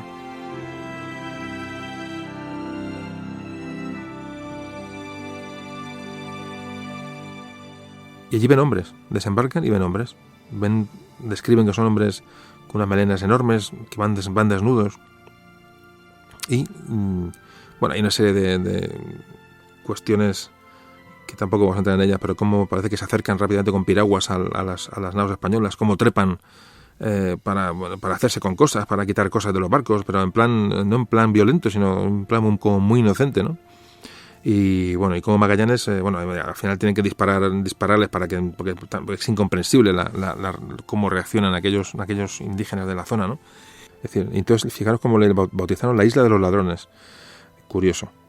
Bueno, pues a poquito, prácticamente a los 7, 8, 9, 10 días de estar en la isla de Guam, todas las tripulaciones se curan del escorbuto. Prácticamente en muy poquitos días los síntomas empiezan a desaparecer y las tripulaciones empiezan a curarse de esta enfermedad que para entonces, para ellos, era desconocida absolutamente. Bueno, pues han llegado a las Islas Marianas. Hoy se llaman Islas Marianas en honor de Mariana de Austria, la esposa de Felipe IV, y fueron españolas estas islas hasta 1899. Pero entonces ellos evidentemente no sabían ni prácticamente dónde estaban, si aquello era Asia, no sabían absolutamente nada de dónde estaban, solo sabían que se habían salvado milagrosamente de la travesía del Pacífico. Pues ya más ubicados, continúan viaje hacia el oeste y van a llegar a las Filipinas. Por fin llegan a las Filipinas. Aproximadamente sobre el 16 de marzo, las Islas Filipinas, que ellos llamarán Islas de San Lázaro. Parece que entran entre Luzón y Mindanao. Ya encuentran ahí indígenas que parecen que son amistosos, están mucho más organizados. Es decir, el nivel cultural de estas tribus ya es muy superior. Ven que se acercan al objetivo. ¿Por qué? Porque el intérprete que decíamos, este intérprete malayo, entiende lo que dicen los indígenas de allí. Es decir, eso es lo que les dice que van por buen camino, y es lo que ya le da el espaldarazo al viaje. Es decir, bueno, hemos llegado a donde pensamos, porque los dialectos que hablaban esas tribus eran comprendidos por el traductor que llevaban los españoles. Llegaron a la isla de Leyte y vieron que aquella gente llevaba oro por todos los lados. Hay unas dudas enormes sobre si Magallanes quería quedarse allí. Hay muchas dudas. ¿Por qué navegó tan hacia el norte? Nadie lo sabe, nadie ha dado una explicación a aquello, sabiendo exactamente la latitud a la que estaba la Molucas. Es decir, que Magallanes desvió su viaje, parece ser que adrede, pero nadie sabrá nunca por qué. Y bueno, si a eso se le suma que encuentran un lugar con riquezas, pues lugar estupendo para quedarse y no continuar el viaje. De hecho, toma Magallanes la decisión de quedarse allí en las Islas Filipinas, en las Islas de San Lázaro, como ellos bautizaron. Desde luego esto no le gusta nada al resto. Y de Leyte pasan a la isla de Cebú, donde estaba un rey llamado Humabón. Bueno, Magallanes habla con este rey que era el cacique de la isla, y le dice que le propone un pacto del rey de España de alianza con él, y Humabón este rey se convierte en vasallo del rey de España, y Magallanes piensa que este rey, que es poderoso, va a poder convencer al resto de las tribus de la zona para que se sometan igualmente al rey de España y a la corona española. Pues nada, después de estos pactos, Magallanes, ya encorajinado, dice, esto es fácil, va a someter toda la zona. Dice que quiere someter todas las islas de la zona, y entonces va a dirigirse a la isla de Mactán. El caso es que Magallanes se va a la isla de Mactán prácticamente solo, y va a desembarcar con 49 hombres. Estamos en el mes de abril de 1521. Parece ser que un traicionado o mal informado, ya vamos a llamarle como cada uno quiera, le esperan en la orilla cerca de 1.500 guerreros que le atacan. Hablamos de 49 hombres que han desembarcado en la isla. Magallanes reacciona, parece que lo rechaza en un primer momento, y como era su costumbre, empieza a incendiar el poblado de los indígenas, que lo que va a provocar es una ira generalizada del resto de indígenas de la isla, que van a aparecer en tromba y por sorpresa, que hablan de las crónicas de los supervivientes que aparecen más de 2.000 nativos que les atacan de una manera despiadada. Llevan arcabuces, pero el arcabuz dispara, y en lo que tardas en recargarlo, se te ha hecho de noche. Imaginaos, a pesar de las armas, a pesar de las armaduras, a pesar de la superioridad técnica, la superioridad numérica era tan enorme que Magallanes ordena la retirada, y fueron cubriendo unos a otros hasta los botes. Y parece que Magallanes, en un acto de valentía, porque fue de los últimos en abandonar la isla, ya en el agua, cubriendo la retirada de alguno de sus hombres, es alcanzado por los nativos. Desde el barco ven lo que está ocurriendo, y no pueden ayudarle. Magallanes es herido, parece que cae al agua y es rematado en el sitio. De hecho, murieron 7 hombres más con él, y el resto llegó a los botes. Pues esta es la muerte de Magallanes, la isla de Mactán. Fruto de la codicia, fruto ¿de qué? Pues no lo sabemos. Pero que Magallanes, desde luego, era un aventurero, un explorador, una persona propia de aquella época. Siempre decimos lo mismo, ver la historia con los ojos de hoy es absolutamente absurdo. Ver el comportamiento de Magallanes con los ojos de hoy puede llevarnos a un equívoco tremendo. Hay que verlo con los ojos de entonces. ¿Cómo eran entonces los hombres? ¿Qué es lo que les movía a hacer ciertas cosas o lo que no les movía a hacerlas? Y Magallanes decidió quedarse allí, intentar conseguir islas para él, para el rey de España. No sabemos, como no se sabe, no se puede tampoco ni opinar. Pero murió allí además defendiendo, murió defendiendo la retirada de sus hombres. Esto lo cuentan sus propios hombres. Y ahí quedó Magallanes, y sin duda dejó, la expedición iba a quedar huérfana.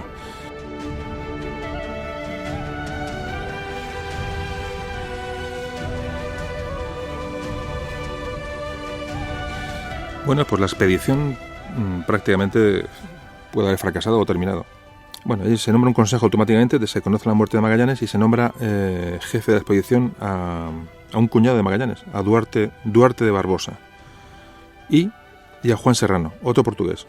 El caso es que lo que nadie entiende, historiadores han dado vueltas a esto, ¿por qué esa preponderancia portuguesa en la expedición cuando la mayoría eran españoles? ¿Por qué esos pocos portugueses que iban en la expedición durante prácticamente todo el tiempo fueron los que fueron tomando el mando sucesivamente? Una cosa que tampoco está muy explicada, pero es así. Y bueno, estos dos portugueses que toman el mando de la expedición parece que vuelven a la isla del famoso rey Humabón, el famoso rey de Cebú. Los españoles habían perdido ya todo el efecto sorpresa, ese efecto de admiración de los indígenas sobre aquellas armas, los cañones, la pólvora, las armas, las corazas, etcétera.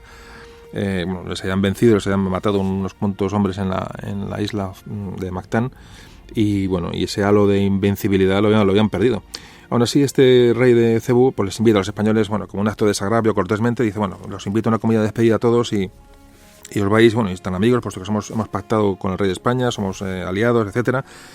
Y parece que Serrano desconfía de esta comida, pero Barbosa le dice que sería una cobardía y no pueden rechazar una invitación de un rey aliado, y que sería de cobardes. El caso es que desembarcan estos dos jefes y 26 mandos. Cuando digo mandos, es 26 hombres que todos tienen cierta relevancia en la flota. Desembarcan en Cebú y acuden a la comida que les ofrece de despedida el rey Humabón. Elcano no baja, parece que está enfermo, y es uno de los pocos hombres que con capacidad de mando que queda en la flota que no baja porque se encontraba enfermo.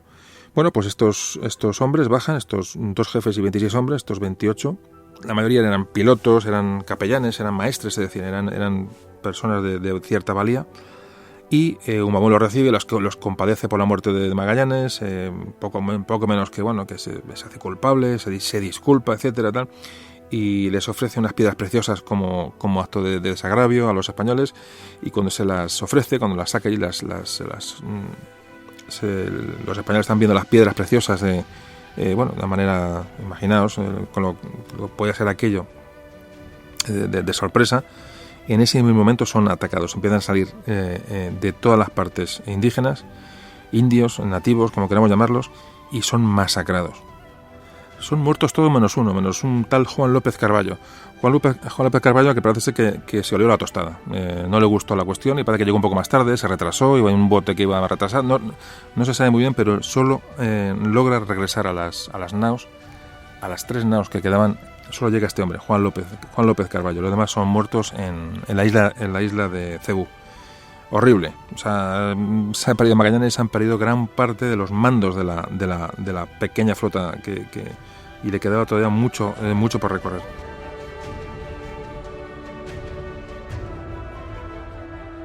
Ahora mismo nos encontramos con que quedan esos 3 barcos y 115 tripulantes. Fijaos, con la expedición ya se va mermando de una manera dramática. Pues en un nuevo consejo se elige jefe de la expedición a este hombre, al superviviente, a Juan López Carballo. Aquí en este momento es cuando abandonan la nao Concepción. Estaba en un estado lamentable, y aparte ya es que la tripulación era escasa para tres naos. Y aprovechan y lo que hacen es la vacían, rescatan todo lo que pueden de ella y la queman. Carballo pasa a mandar la Trinidad, y Gómez de Espinosa va a mandar la nao Victoria, con Juan Sebastián Elcano como maestre de esta nao. Carballo no estaba capacitado para mandar la expedición. Llegaron ya a las Filipinas occidentales, siguiendo hacia el oeste. Llegaron a la isla de Palawan, donde ahí parece que reponen también víveres. Y allí reciben que hay una isla, que los nativos le llaman una isla muy rica. La isla tiene referencia de esta isla, que es la isla de Borneo. Y automáticamente ponen rumbo hacia esa isla tan grande y tan rica de la que todos los nativos hablan. Nada menos que la isla de Borneo, Brunei, que es la tercera isla más grande del mundo. Pues llegaron hasta allí y afortunadamente fueron muy bien recibidos. Ahí sí tuvieron constancia de que era una isla mucho más avanzada, una cultura mucho más avanzada, que habían tenido contacto con China. Y su rey, que les acoge, bueno, en fin, gente ya estaba acostumbrada a ver otras civilizaciones por allí. Bueno, hay un intercambio de regalos entre el rey de Brunei. Bueno, se les regalan lo poquito que les queda a los barcos ya de espejos y sillas, túnicas. En fin, le dan todo lo que tienen. Bueno, y parece que le dan también unos zapatos para la reina, una caja de alfileres que alguien encuentra por allí, y otro le da un tintero y un papel. Un tintero con tinta, evidentemente, y papel para escribir, y parece que el rey aquello lo aprecia mucho. Imaginaos el tipo de intercambios. Todo esto, claro, a cambio de perlas y oro. Los intercambios eran bastante ventajosos. Estuvieron nada más ni menos que 20 días en el mes de julio. Y finalizando este mes, parece que estaban en las naos descansando, y vieron venir de repente desde la isla decenas y decenas de canoas con gente gritando. Alguien da la alarma, salieron disparando sobre las lanchas que venían, hicieron a un prisionero. Y luego resulta que venían celebrando, los indígenas venían celebrando una victoria militar que habían tenido contra unos enemigos cercanos de la propia isla. Imaginaos, claro, los españoles, después de lo que habían sufrido con ataques por todos los lados, vieron aquella situación y la tomaron como hostil y dispararon, y evidentemente cometieron un grave error, porque se acabó las buenas relaciones. Y bueno, parece que los españoles que habían tierra se reembarcan a cambio, de un intercambio de prisioneros, y zarpan con muy pocos suministros. Fijaos cómo se mantienen. Lo que hacen es tomar prisioneros por donde van y canjean esos prisioneros por alimentos de las islas. Ya ni se atreven a bajar, es decir, ya la situación es bastante crítica. Este Carballo, que es el jefe de la expedición, parece que no tiene una gran resolución, y, como antes decíamos, no sabe muy bien lo que hacer. Pero tampoco consulta al resto de capitanes que quedan y lo que hay que hacer. Es decir, va un poco a su avío, y tampoco sabe que busque las Islas Molucas. Es decir, los españoles siguen pensando en que hay que ir a las Molucas, que era el motivo del viaje. Y esto crea un descontento tremendo entre el resto de los hombres que quedaban en la expedición. Repito que solo quedaban dos barcos. Tanto la Trinidad como la Victoria necesitan reparación. Estamos en el mes de agosto, encuentran una isla con cierta garantía de seguridad, y durante 37 días cuentan las crónicas que paran para reparar los dos barcos. En esta parada de más de un mes, ya las cosas llegan a un punto en que no se aguanta más, y lo que hacen es destituir a Carballo. Desconfían de él, y además parece ser que ha robado algo. En fin, en un último consejo deciden ya quitarse a Carballo del medio, y se va a nombrar 3 jefes, un triunvirato. Va a ser Gonzalo Martín Méndez, que es contador real, es decir, representante del rey en la expedición, y los capitanes de la Trinidad y la Victoria, es decir, Gómez de Espinosa y Juan Sebastián Elcano. Y empieza Juan Sebastián Elcano a tomar, a aparecer como mando, como persona responsable en la expedición. Dice que la misión son las Molucas y que tienen que buscar las Molucas, pues porque saben dónde están y saben a la latitud que está, y es cuestión de llegar hasta allí. 7 de noviembre de 1521 avistan la isla de Tidore, que es ya una isla de las Molucas, y una de la mayor isla de producción de clavo del mundo. Por fin habían llegado a las ansiadas Molucas. Habían pasado desde que salieron de Sevilla 2 años y 3 meses.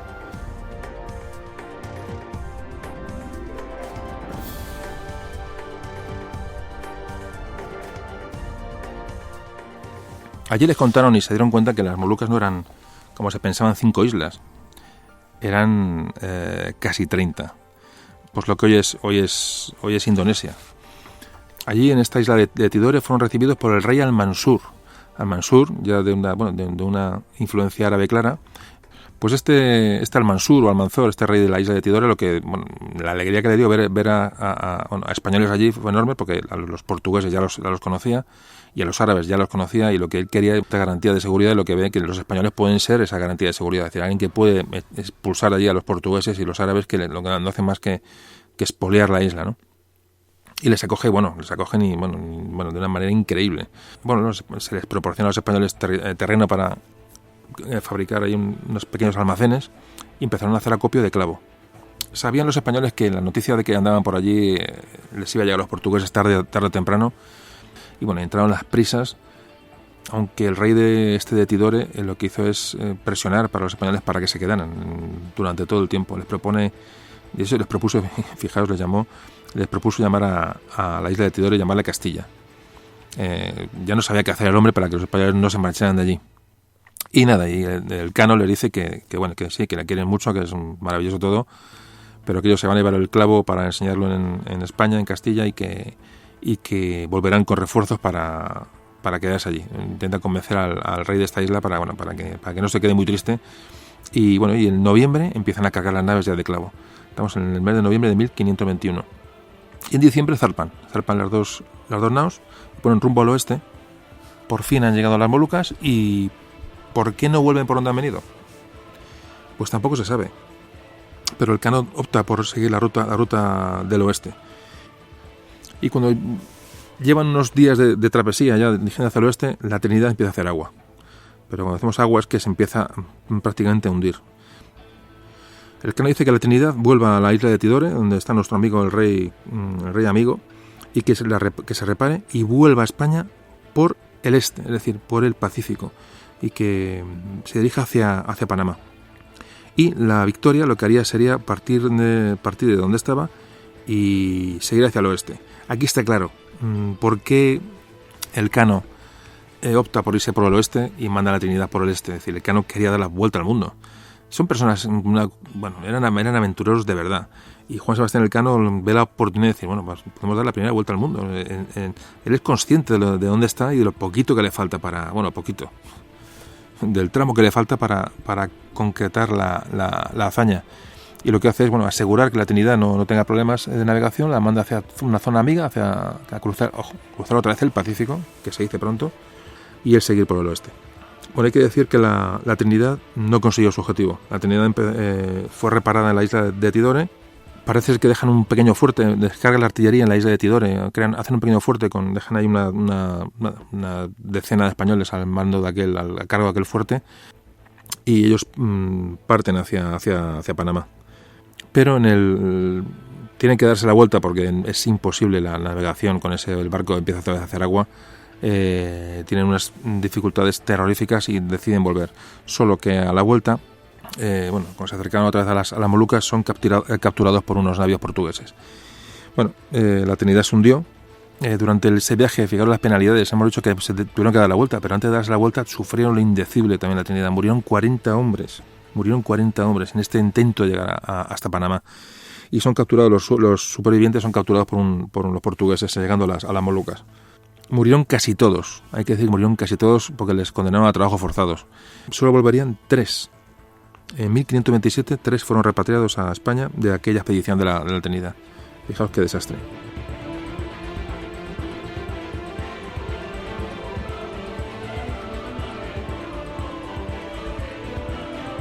Pues tenemos a Elcano ya navegando en solitario con la nave Victoria.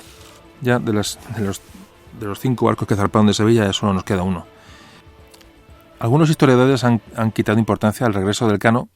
Yo solo he leído, porque dice, volvió por la ruta de los portugueses, que ya era conocida. Vamos a ver.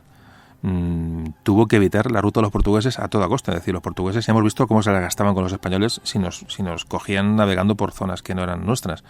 Es decir, tuvo que navegar por zonas absolutamente desconocidas, variar el rumbo y hacer una ruta muy distinta y mucho más larga y por lo tanto desconocida para evitar ser apresados. Además no tiene ningún puerto donde refugiarse. La ruta portuguesa era más sencilla relativamente porque tenía puertos donde hacer paradas de mantenimiento, etcétera. Pero el Cano tuvo que volver por el oeste por mares desconocidos, evitando a los portugueses sin poderse refugiar en ningún puerto ni pedir ayuda, y todo por esa ilusión enorme que estoy convencido, están muchos historiadores convencidos que el Cano llevaba, que era completar la primera vuelta al mundo. Realmente la empresa o el premio lo valía. Y a partir de este momento, cuando entra la información que nos da el piloto de la nave Victoria, Francisco Albo, importantísimo, porque es todo lo que va a ocurrir durante la singladura desde las Molucas hasta que lleguen a España, que la veremos que es realmente es increíble. Nos lo cuenta Francisco Albo en su derrotero, en su cuaderno de navegación. Salen de Tidore el 21 de diciembre de 1521 y ponen rumbo al sur. a su paso por las Islas Molucas van a descubrir muchas Islas Molucas que eran desconocidas por los portugueses. Los portugueses ya estaban allí, pero de una manera, casi testimonial. Acaban de llegar y los españoles van a descubrir muchas islas que van a reflejar en la cartografía que iban elaborando mientras navegaban. Hablan de tormentas monstruosas. Durante el mes de enero relatan tormentas que prácticamente mandan a pique la nave Victoria. De hecho, durante una de estas tormentas hablan del 8 de enero como una tormenta que dicen que sobreviven prácticamente milagrosamente, como prometen hacer una promesa de visitar a la Virgen. Lo primero que harán será visitar a la Virgen en Sevilla a la vuelta. Elcano escuchó a uno de los nativos que llevaban ya en los barcos, llevaban nativos que les ayudaban también a navegar por la zona, que conocían la zona, y escuchó uno de ellos que existía una gran isla que los portugueses no conocían. Esta isla es la isla de Timor. Pues llegarán a la isla de Timor, desconocida por los portugueses hasta el momento. Fijaos lo que es la aventura que estamos hablando, y será su última parada. Repondrán alimentos, repondrán agua, descansarán, y va a ser la última parada. Les quedan por hacer más de 20.000 kilómetros antes de volver a tocar tierra. Así que, como decíamos, estamos hablando de febrero de 1522, y salen de Timor, evidentemente sin saber para nada lo que les esperaba. Parece ser que los portugueses, una vez que descubren la Trinidad, y la Trinidad es recuerdo el navío que se quedó, que intentó llegar a Panamá, los portugueses cuando le dan caza, evidentemente alguien cuenta lo que está pasando y lo que están haciendo, y intentaron buscar a la nave Victoria sin conseguirlo. Pero evidentemente sabían los españoles que eso podía ocurrir, y como antes decíamos, tuvieron que cambiar la ruta por una de las rutas más peligrosas. La más peligrosa del mundo. La ruta que siguió la Victoria, y sobre todo en aquellos tiempos y con aquel cascarón, que era un cascarón, se puede considerar una de las rutas más peligrosas jamás hechas. Hay que pensar que Elcano descubrió el Océano Índico Sur, lo descubrió Elcano, y casi toca las costas de Australia. Por muy poquito no las descubrió. Tuvo que luchar contra vientos y corrientes contrarias, porque la corriente a favor era usada por la ruta de los portugueses. Es decir, tuvo que alejarse tanto de las rutas portuguesas que sufrió corrientes en contra, vientos en contra. Bajas temperaturas, tuvo que irse muy al sur para buscar luego doblar el cabo de Buena Esperanza. Parece ser que en una época, cuentan las crónicas, que estaba todo muy nublado siempre, con lo cual la orientación por el sol era imposible, y estaban en medio del Índico, que es soledad, ¿no? De aquel hay reproducciones de la nave Victoria, hay fotos, si alguien las quiere buscar en internet, hay muchas, que realmente merece la pena verla. Es un cascarón realmente, o sea, es un barco muy pequeño, y las posibilidades de sobrevivir eran mínimas realmente. Para que aquella gente pues eran diferentes.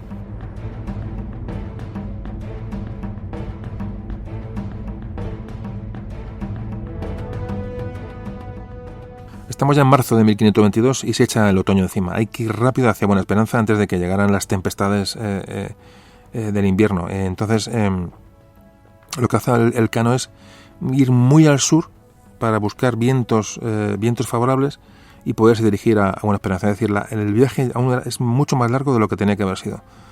Seguimos con corrientes contrarias. Esto daba una sensación de falsa velocidad. Cuando uno navega con la corriente en contra, parece que avanza mucho, pero realmente puede estar hasta parado. Las sensaciones eran horribles. Parecía que iban muy rápido y miraban y no habían avanzado absolutamente nada. Y el 18 de marzo parece ser que una casualidad de las que ocurren estos viajes, que parecen milagro, ven tierra en medio del Índico, y es la isla de Ámsterdam, una isla volcánica en la que se alegran un montón porque ya estaban con problemas de racionamiento, etcétera, como han ido durante todo el viaje. Al ver esta isla a lo lejos parece que les da la alegría que les da encontrar tierra después de un viaje tan largo, pero se acercan y es una isla imposible de desembarcar. Es una isla volcánica que no tiene posibilidad de desembarco. Y empezamos ya con problemas de enfermedades. Ya tenemos el escorbuto otra vez en la nave Victoria, una nave Victoria muy maltratada por el oleaje y por el viaje. Y Francisco Albo nos cuenta cómo les cuesta localizar el cabo de Buena Esperanza. Cuando creen estar el 2 de mayo prácticamente a la altura de Buena Esperanza, miran y no ven nada. Cómo están absolutamente desorientados. Claro, no pueden acercarse mucho a tierra porque temen toparse con naves portuguesas que les puedan apresar. Hay una reunión, dada la situación tan crítica, se reúnen y se considera la opción de parar en Madagascar, en la isla de Madagascar, que también tenía bases portuguesas. Están desesperados, ven que no van a poder pasar, ven que van a morir, ven que están que pasar Buena Esperanza se les echa el mal tiempo encima y no van a poder pasar. Y hay una reunión diciendo, vamos a Madagascar, intentamos parar allí y a ver si no nos ven, no nos localizan y podemos reponernos, podemos descansar y seguimos camino. Y por mayoría se dice que no, que se continúa la navegación pase lo que pase. Realmente encomiable. Y se acercan al Cabo de Buena Esperanza. Bueno, definir el Cabo de Buena Esperanza es el punto más peligroso de la Tierra. O sea, se acumulaban vientos normalmente de 100 kilómetros por hora. Eso es una barbaridad. Y máximos kilómetros de hasta 200 kilómetros por hora. Para una nao de este tipo que estamos hablando era un suicidio. Hay que decir que antes de pasarlo habían pensado, como antes comentábamos, que lo habían pasado varias veces. Hay que pensar que el Cabo de Buena Esperanza es un lugar donde chocan corrientes frías y corrientes cálidas que aparte de los vientos crean unas corrientes y unos remolinos gigantescos, se crean unas tempestades con olas de hasta casi 20 metros. Es decir, el Cabo de Buena Esperanza es el lugar más peligroso. Enfermos, hambrientos, eludiendo a los portugueses. Realmente la hazaña del Cano es increíble. Si uno se mete un poco en el tema, dice, bueno, estos hombres estaban hechos de otra pasta. Y al final aprovechan unos vientos favorables, con la tripulación enferma, con destrozos en el barco. Lo cruzan en mayo de 1522. Por fin, el día 22 de mayo, las nubes desaparecieron y Francisco Albo pudo medir dónde estaban con el sol. Por fin ven el sol y se dan cuenta que están a 2 grados al norte del Cabo de Buena Esperanza. No vieron el cabo en ningún momento. Ellos realmente no fueron conscientes hasta que el sol no salió y se dieron cuenta de su situación. No sabían que habían pasado el Cabo de Buena Esperanza. Así que por fin habían pasado al Atlántico y el Cano pone rumbo al norte y rumbo a casa.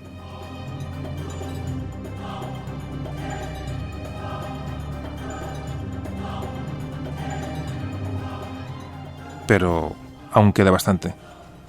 Siguieron sin parar, es decir, no fondearon en las costas africanas, evidentemente porque los portugueses les podían apresar. La tripulación estaba prácticamente toda enferma y hambrienta, no deberían de haber parado, pero ¿qué hizo al Cano seguir? Y a los propios tripulantes que dijeron de continuar, que iban a una gran velocidad. O sea, la mala suerte que habían tenido durante parte del viaje y tormentas y pasar el Cabo de Buena Esperanza, ahora tuvieron unos vientos favorables y unas corrientes favorables que les hacían navegar a tal velocidad que se animaron a continuar la travesía para llegar a España lo antes posible. Y bueno, y realmente fue decisivo, porque sin estas condiciones tampoco hubieran llegado nunca a España.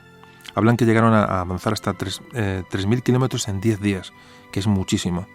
El Cano habla al rey cuando le escribe la carta al llegar, le dice, pasamos penalidades que solo Dios sabe.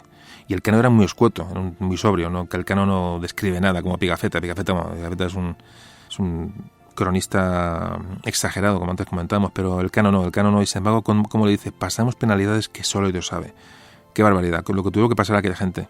Fijaos que entre el Cabo de Buena Esperanza y las islas de Cabo Verde, donde llegarían, murieron de hambre 22 hombres.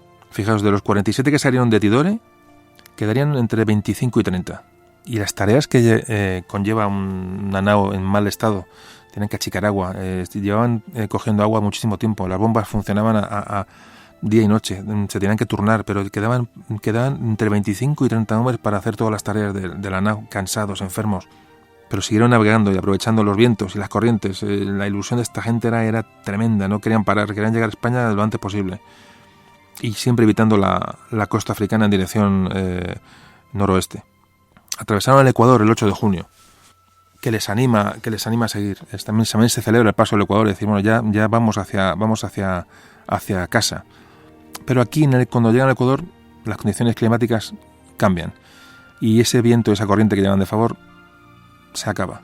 Empieza la lentitud, empieza otra vez el no avanzar, empieza el calor, estamos en junio, y empieza a aparecer la sed.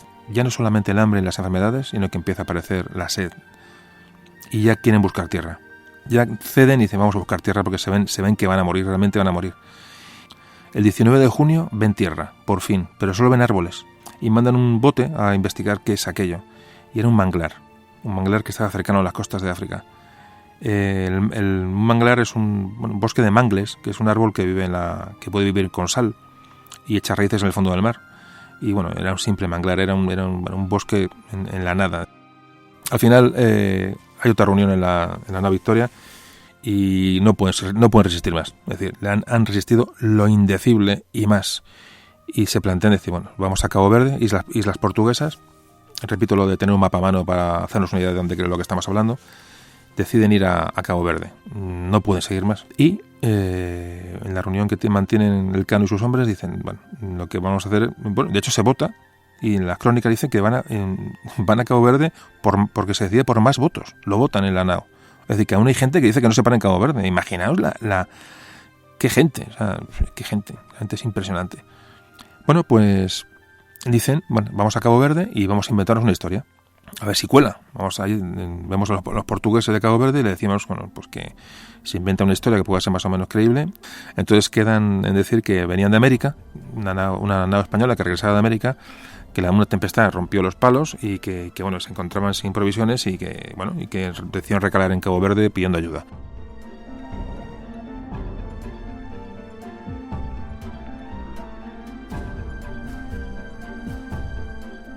Fondean en Cabo Verde, no llegan hasta la costa, dejan la nao a unos metros de la orilla, un bote desembarca en Cabo Verde y cuenta a las autoridades portuguesas lo que esta historia que se han inventado, y parece que se lo creen, milagrosamente se lo creen, y y parece que dan provisiones a la nave, mandan agua, mandan alimentos. Es decir, el bote que vuelve de Cabo Verde, de la isla de Cabo Verde, llega con provisiones al barco. Imaginaos el respiro que supone esta ayuda recibida en un momento que la cosa se estaba acabando del todo.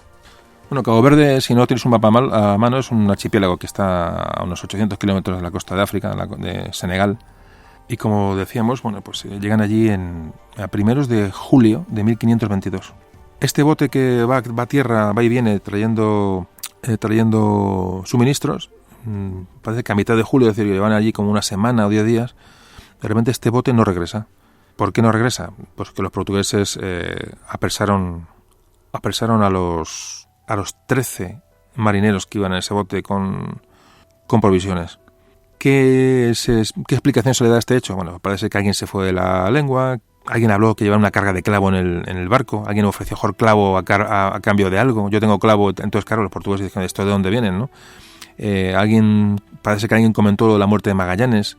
Es decir, el motivo del apresamiento de estos marineros españoles en Cabo Verde no se sabe muy bien, pero claro, cuando no vuelven en la nao Victoria, que quedan 21 hombres nada más, empieza ya el nerviosismo en el barco y bueno, se acerca un poquito a la costa a ver si le pueden saber algo de ellos, y el punto de embarcación ligera portuguesa parece que se les acerca y les dice que se rindan, que les han descubierto quiénes son y que se rindan de inmediato. Lo que hace el Cano es largar velas, bueno, a toda prisa es poco. Vamos, aquello fue, con la poca tripulación que le quedaba, salieron de allí como pudieron, y parece que 4 barcos les persiguieron sin darles caza. Contaron con que salieron rápidamente y parece que les perdieron. ¿Y por qué les perdieron? Porque este barco en estas condiciones le podían cazar fácilmente. Pero lo que hace el Cano es navegar hacia el sur, es decir, ir hacia atrás. Que los portugueses dicen, estos han ido hacia la península, han tomado ruta hacia España y les persiguieron hacia España. Y lo que hace el Cano es navegar hacia el sur y les va a despistar. Bueno, pues navegan hacia el sur para evitar la persecución portuguesa. Imaginaos la situación, les quedan 21 hombres a la nao Victoria y lo que hacen es incluso evitar las Islas Canarias. Es decir, saben que los portugueses les están buscando.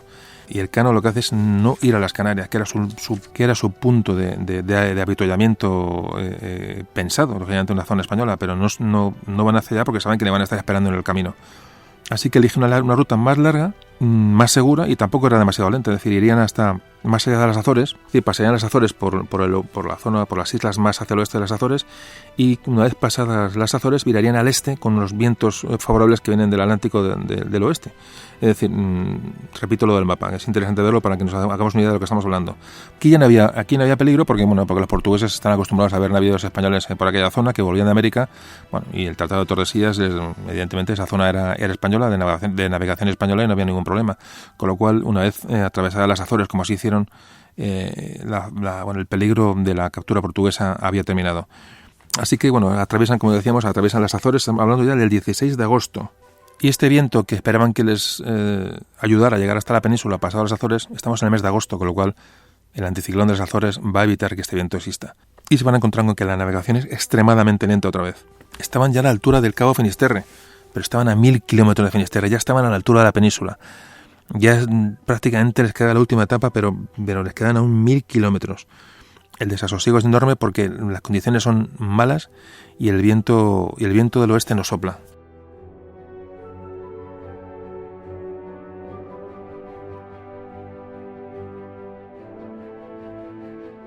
Y bueno, y esta situación milagrosamente cambió y se dirigieron hacia la península.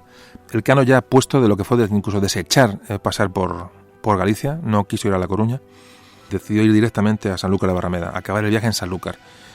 Ya navegaban paralelos a la costa portuguesa sin ningún riesgo, porque era un barco legal, entre comillas, y no había posibilidad de que ningún barco portugués podía haber llegado a Lisboa y avisar de la existencia de un barco español navegando con clavo por aquellas aguas. Quizá por eso Elcano no paró en Finisterre. Quería llegar lo antes posible y evitar que evidentemente los portugueses se avisarían de la existencia de este navío y evitar ser capturados en las costas portuguesas. Y el 4 de septiembre por fin ven el Cabo de San Vicente. Qué alegría para aquellos hombres. Y por fin, el 6 de septiembre de 1522, un grupo de muertos andantes y su nao Victoria llegan a Sanlúcar de Barrameda. Repito, 6 de septiembre de 1522.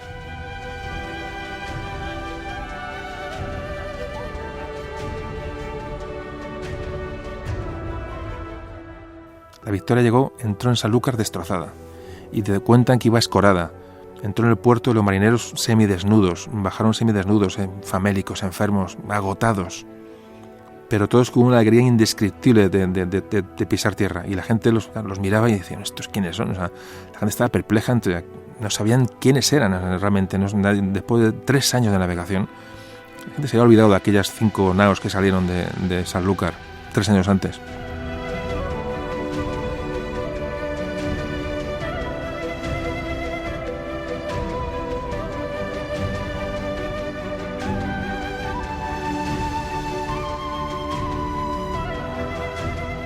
Claro, cuando se supo y contaron quiénes eran, pues el pueblo, todo el mundo se volcó con ellos de una manera desmesurada.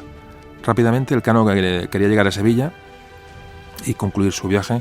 Bueno, pues pidió que le remolcaran y fue remolcado aguas arriba de Guadalquivir y quería poner su colofón y llegar con su cargamento de clavo a la casa de contratación de Sevilla. Era el final del viaje y el éxito de aquellos valientes. Así que, como antes decíamos, 3 años después, el 8 de septiembre de 1522, la nao Victoria atracaba en el puerto de Sevilla. Por el camino se habían quedado más de 200 hombres, 4 barcos, el propio Magallanes. El viaje más largo jamás realizado atravesando todos los meridianos de la Tierra, unos 75.000 kilómetros. Al llegar a Sevilla vaciaron la pólvora que les quedaba con salvas. Imaginaos la nao Victoria destrozada, con los marineros saludando, disparando sus cañones, vaciando la pólvora que les quedaba en Sevilla, que le estaban esperando porque sabían que llegaban. Y lo primero que hicieron, fijaos, bajaron a tierra y descalzos, con un cirio en la mano, fueron a visitar a la Virgen, aquella famosa promesa que hicieron atravesando el Índico. Pues lo primero que hicieron fue ir a visitar a la Virgen. Bueno, pues el viaje termina y Elcano lo que hace es escribir una carta a rey Carlos I. Y le destaca la hazaña de haber dado la vuelta al mundo. No habla de la carga de clavo, de las Molucas, no. Lo que ensalza Elcano y nos da una idea de cuál era el propósito de Juan Sebastián Elcano era la hazaña de haber dado la vuelta al mundo. Y le dice al rey textualmente, dice, hemos dado la vuelta a toda la redondez del mundo. A toda la redondez del mundo. Qué bonito.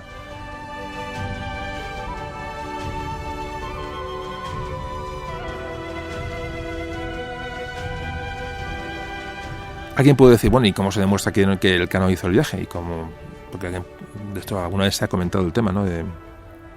Bueno, Elcano puede decir que llegó allí y dio la vuelta al mundo, pero ¿cómo se sabe que realmente la dio? Porque se pueden inventar la historia. Pues fijaos, no hay dudas en este tema, no hay dudas de la veracidad del viaje, porque por las fechas. Fijaos, ya cuando pararon en Cabo Verde se dieron cuenta de que algo iba mal en el calendario, porque iban un día atrasados. O sea, ellos cuando hablan con las autoridades portuguesas, en su cuaderno de navegación dicen que es un día, pero van un día atrasados con respecto al día que tienen en Cabo Verde. Francisco Albo, este famoso, el piloto que hablamos siempre, extrañado, porque llevaba concienzudamente su cuaderno, dice, lo achaca un error, dice, bueno, un día que he estado enfermo o mareado, o Dios sabe qué, dice, me he equivocado. Pero todos los cuadernos que llevaban Pigafetta, todos todos llevan un día de menos. O sea, todos no se podían equivocar. Evidentemente este misterio se desentrañó pronto. De hecho, cuando llegaron a Sevilla, para ellos era el 7 de septiembre y en Sevilla era el día 8 de septiembre. Lógicamente, como todos podéis imaginar, pues navegando hacia el oeste, dando la vuelta a la Tierra, habían perdido un día entero en lo que es en la contabilidad del calendario. Habían visto el sol una vez menos. Por eso iban retrasados un día. Y esto es lo que demuestra que dieron la vuelta al mundo, porque evidentemente esto no se puede poner de acuerdo. Bueno, y con este viaje pues igual demostraron que habían estado en las antípodas y que habían estado cabeza abajo, pero no se habían caído hacia ningún sitio, que la isla de Timor, donde estuvieron, ahí la gente andaba normal por la tierra y no andaban cabeza abajo, que no se caían, que todo el mundo sospechaba. Bueno, pues estos son los hombres que dieron la vuelta al mundo, a los que hubo luego que sumar los 13 prisioneros que quedaron en Cabo Verde. O sea, si os acordáis, Carlos I pagó un rescate por ellos, hizo todo lo posible por traerlos a la península y lo consiguió. Más algunos supervivientes de la Trinidad, aquellos que hablábamos, de 3 o 4 supervivientes del navío que intentó llegar a Panamá y no pudo. En fin, en total más o menos fueron 36 hombres, estos 18 más otros 18, más o menos. La aventura es mayúscula. ¿Y qué fue de la nave Victoria? Bueno, pues parece que quedó en Sevilla, en el puerto de Sevilla. Ahí queda un poco de muestra, se intentó reparar, parece que como muestra de la gran hazaña, pero como todo pasa en esta vida, pues se necesitó su uso para atravesar el Atlántico hacia América, y parece que la nave Victoria pues se hundió en uno de los trayectos en un viaje a América. No se sabe más de este emblemático barco. Bueno, ya estamos terminando. ¿Qué hizo Juan Sebastián Elcano? Pues lo primero que hizo fue escribir al rey Carlos I. Y nada más llegar a Sanlúcar. Ya en Sanlúcar escribió una carta al rey.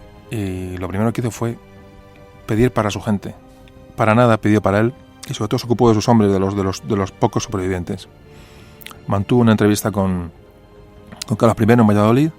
Le llevó especias de su viaje. Le acompañaba Francisco Albo, su piloto. Y Hernando Bustamante, un barbero de la expedición. Barbero que prácticamente era igual a médico, ¿no?, en aquella época. Estos 3 hombres fueron a ver al rey y bueno, el rey quedó alucinado con la historia que le contaron de la vuelta al mundo y otorgó una pensión vitalicia a Juan Sebastián Elcano. Parece que luego llegó Pigafetta, el famoso Pigafetta, llegó a hablar también con el rey y sembró dudas sobre la figura de Elcano. Habló de la rebelión que hubo en el famoso Golfo de San Julián, ¿os acordáis? Cuando se rebelaron contra Magallanes. Habló de la muerte de Magallanes, puso un poco en duda la figura del Elcano ante el rey, pero bueno, no parece que también llegó a decir que faltaba clavo de lo que se había embarcado y tuvo que demostrar Elcano que esa diferencia de peso de clavo era porque al secarse el clavo pierde peso, y eso se demostró que era verdad. En fin, parece que se le intentó, meterle un poco de basura a Elcano, el tal Pigafetta, pero de aquello nada, no llegó a cuajar para nada. Y bueno, y Elcano de hecho fue reconocido ampliamente. Carlos I le otorgó un escudo de armas incluso, en el que además en el escudo de armas del Elcano figuran algunas especias. Es curioso. En fin, aquello no llegó a nada y Elcano, sigue siendo el héroe de la vuelta al mundo. Bueno, pues ya terminamos. ¿Y qué conclusión podemos sacar del viaje? Hombre, quitando que murieron muchos hombres y se perdieron los barcos, realmente llegaron a las Molucas por el oeste, que era la pretensión del rey de España, y además dieron la vuelta al mundo. No se puede considerar para nada un fracaso de la expedición. He leído por ahí algunas críticas. Fue un fracaso porque realmente las Molucas y luego eran portuguesas, no estaban en el hemisferio español. Murió Magallanes, murió la gente, llegó. Vamos a ver el viaje. La misión del viaje era llegar a las Molucas y se llegó. Trajeron clavo, es decir, llegaron sin ser conocidos. Vamos a ver, se atravesó América por el estrecho de Magallanes. La ruta se abría a nuevas expediciones, es decir, dieron la vuelta al mundo. ¿Qué más se quiere? Me parece increíble el logro de esta expedición. De hecho, muy rápidamente se organizó otra expedición, la expedición de Loaísa, que era un hombre ilustre, pero era un marinero justito, y utilizó la misma ruta para llegar a las Molucas. Es decir, muy poquito después se hizo esta expedición, y aquí ya, como antes comentamos, es un tema que podemos tratar en otro programa, porque es precioso. Ya el dominio del Pacífico, eso ya es las rutas por el Pacífico, cómo se descubrieron las Filipinas, cómo se organizó el famoso galeón de Manila. Eso es para el famoso Urdaneta. En fin, todos estos temas vamos a tratarlos en otro espacio, porque creo que merece la pena, y este ya está quedando bastante extenso. Bueno, el caso es que después de este viaje España reclamó las Molucas para sí, y Portugal también, a ver quién iba a comprobar dónde estaban las Molucas. Bueno, no se resolvió mucho. Realmente, como comentamos al principio, la verdad es que los españoles siguieron teniendo interés por las especias, no cabe duda, y siguieron buscando las Molucas. Pero fijaos, entre la bajada de precios que sufrieron las especias, porque el mercado de Lisboa las abarató muchísimo, y el descubrimiento de nuevas especias en América, y sobre todo el descubrimiento del oro y la plata en América, hizo que España, digamos que las especias empezaran un poco a dejarlas en un segundo peldaño. Que la pugna con Portugal fue menor en cuanto a la conquista de las Molucas, aunque hubo después su historia. De hecho, esta expedición de Loaiza, famosa que antes hemos comentado, en esta expedición se embarcó el Cano. El Cano iba, digamos, Loaiza era el jefe, pero el Cano era el alma de la expedición, puesto que sabía la ruta. Atravesaron el estrecho de Magallanes, rumbo a las Molucas. Aquí iban ya 500 hombres en esta expedición, ya iban con la idea de tomar aquello, de tomar posesión militarmente. Pero igual, el Pacífico ya no fue tan pacífico, y unas tormentas asolaron la flota. De 7 naves que salieron, solo llegó una.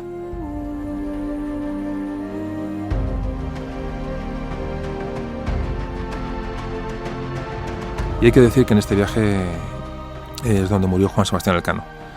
En mitad de la travesía murió junto con el jefe de la expedición, con Loaiza. Los dos murieron de escorbuto, parece ser. Así que como final, y para despedirnos, pues decir que Juan Sebastián Elcano murió el 6 de agosto de 1526. Murió nada más y nada menos que en su Océano Pacífico. Y nos vemos en un nuevo capítulo del Estado de España. Hasta la próxima.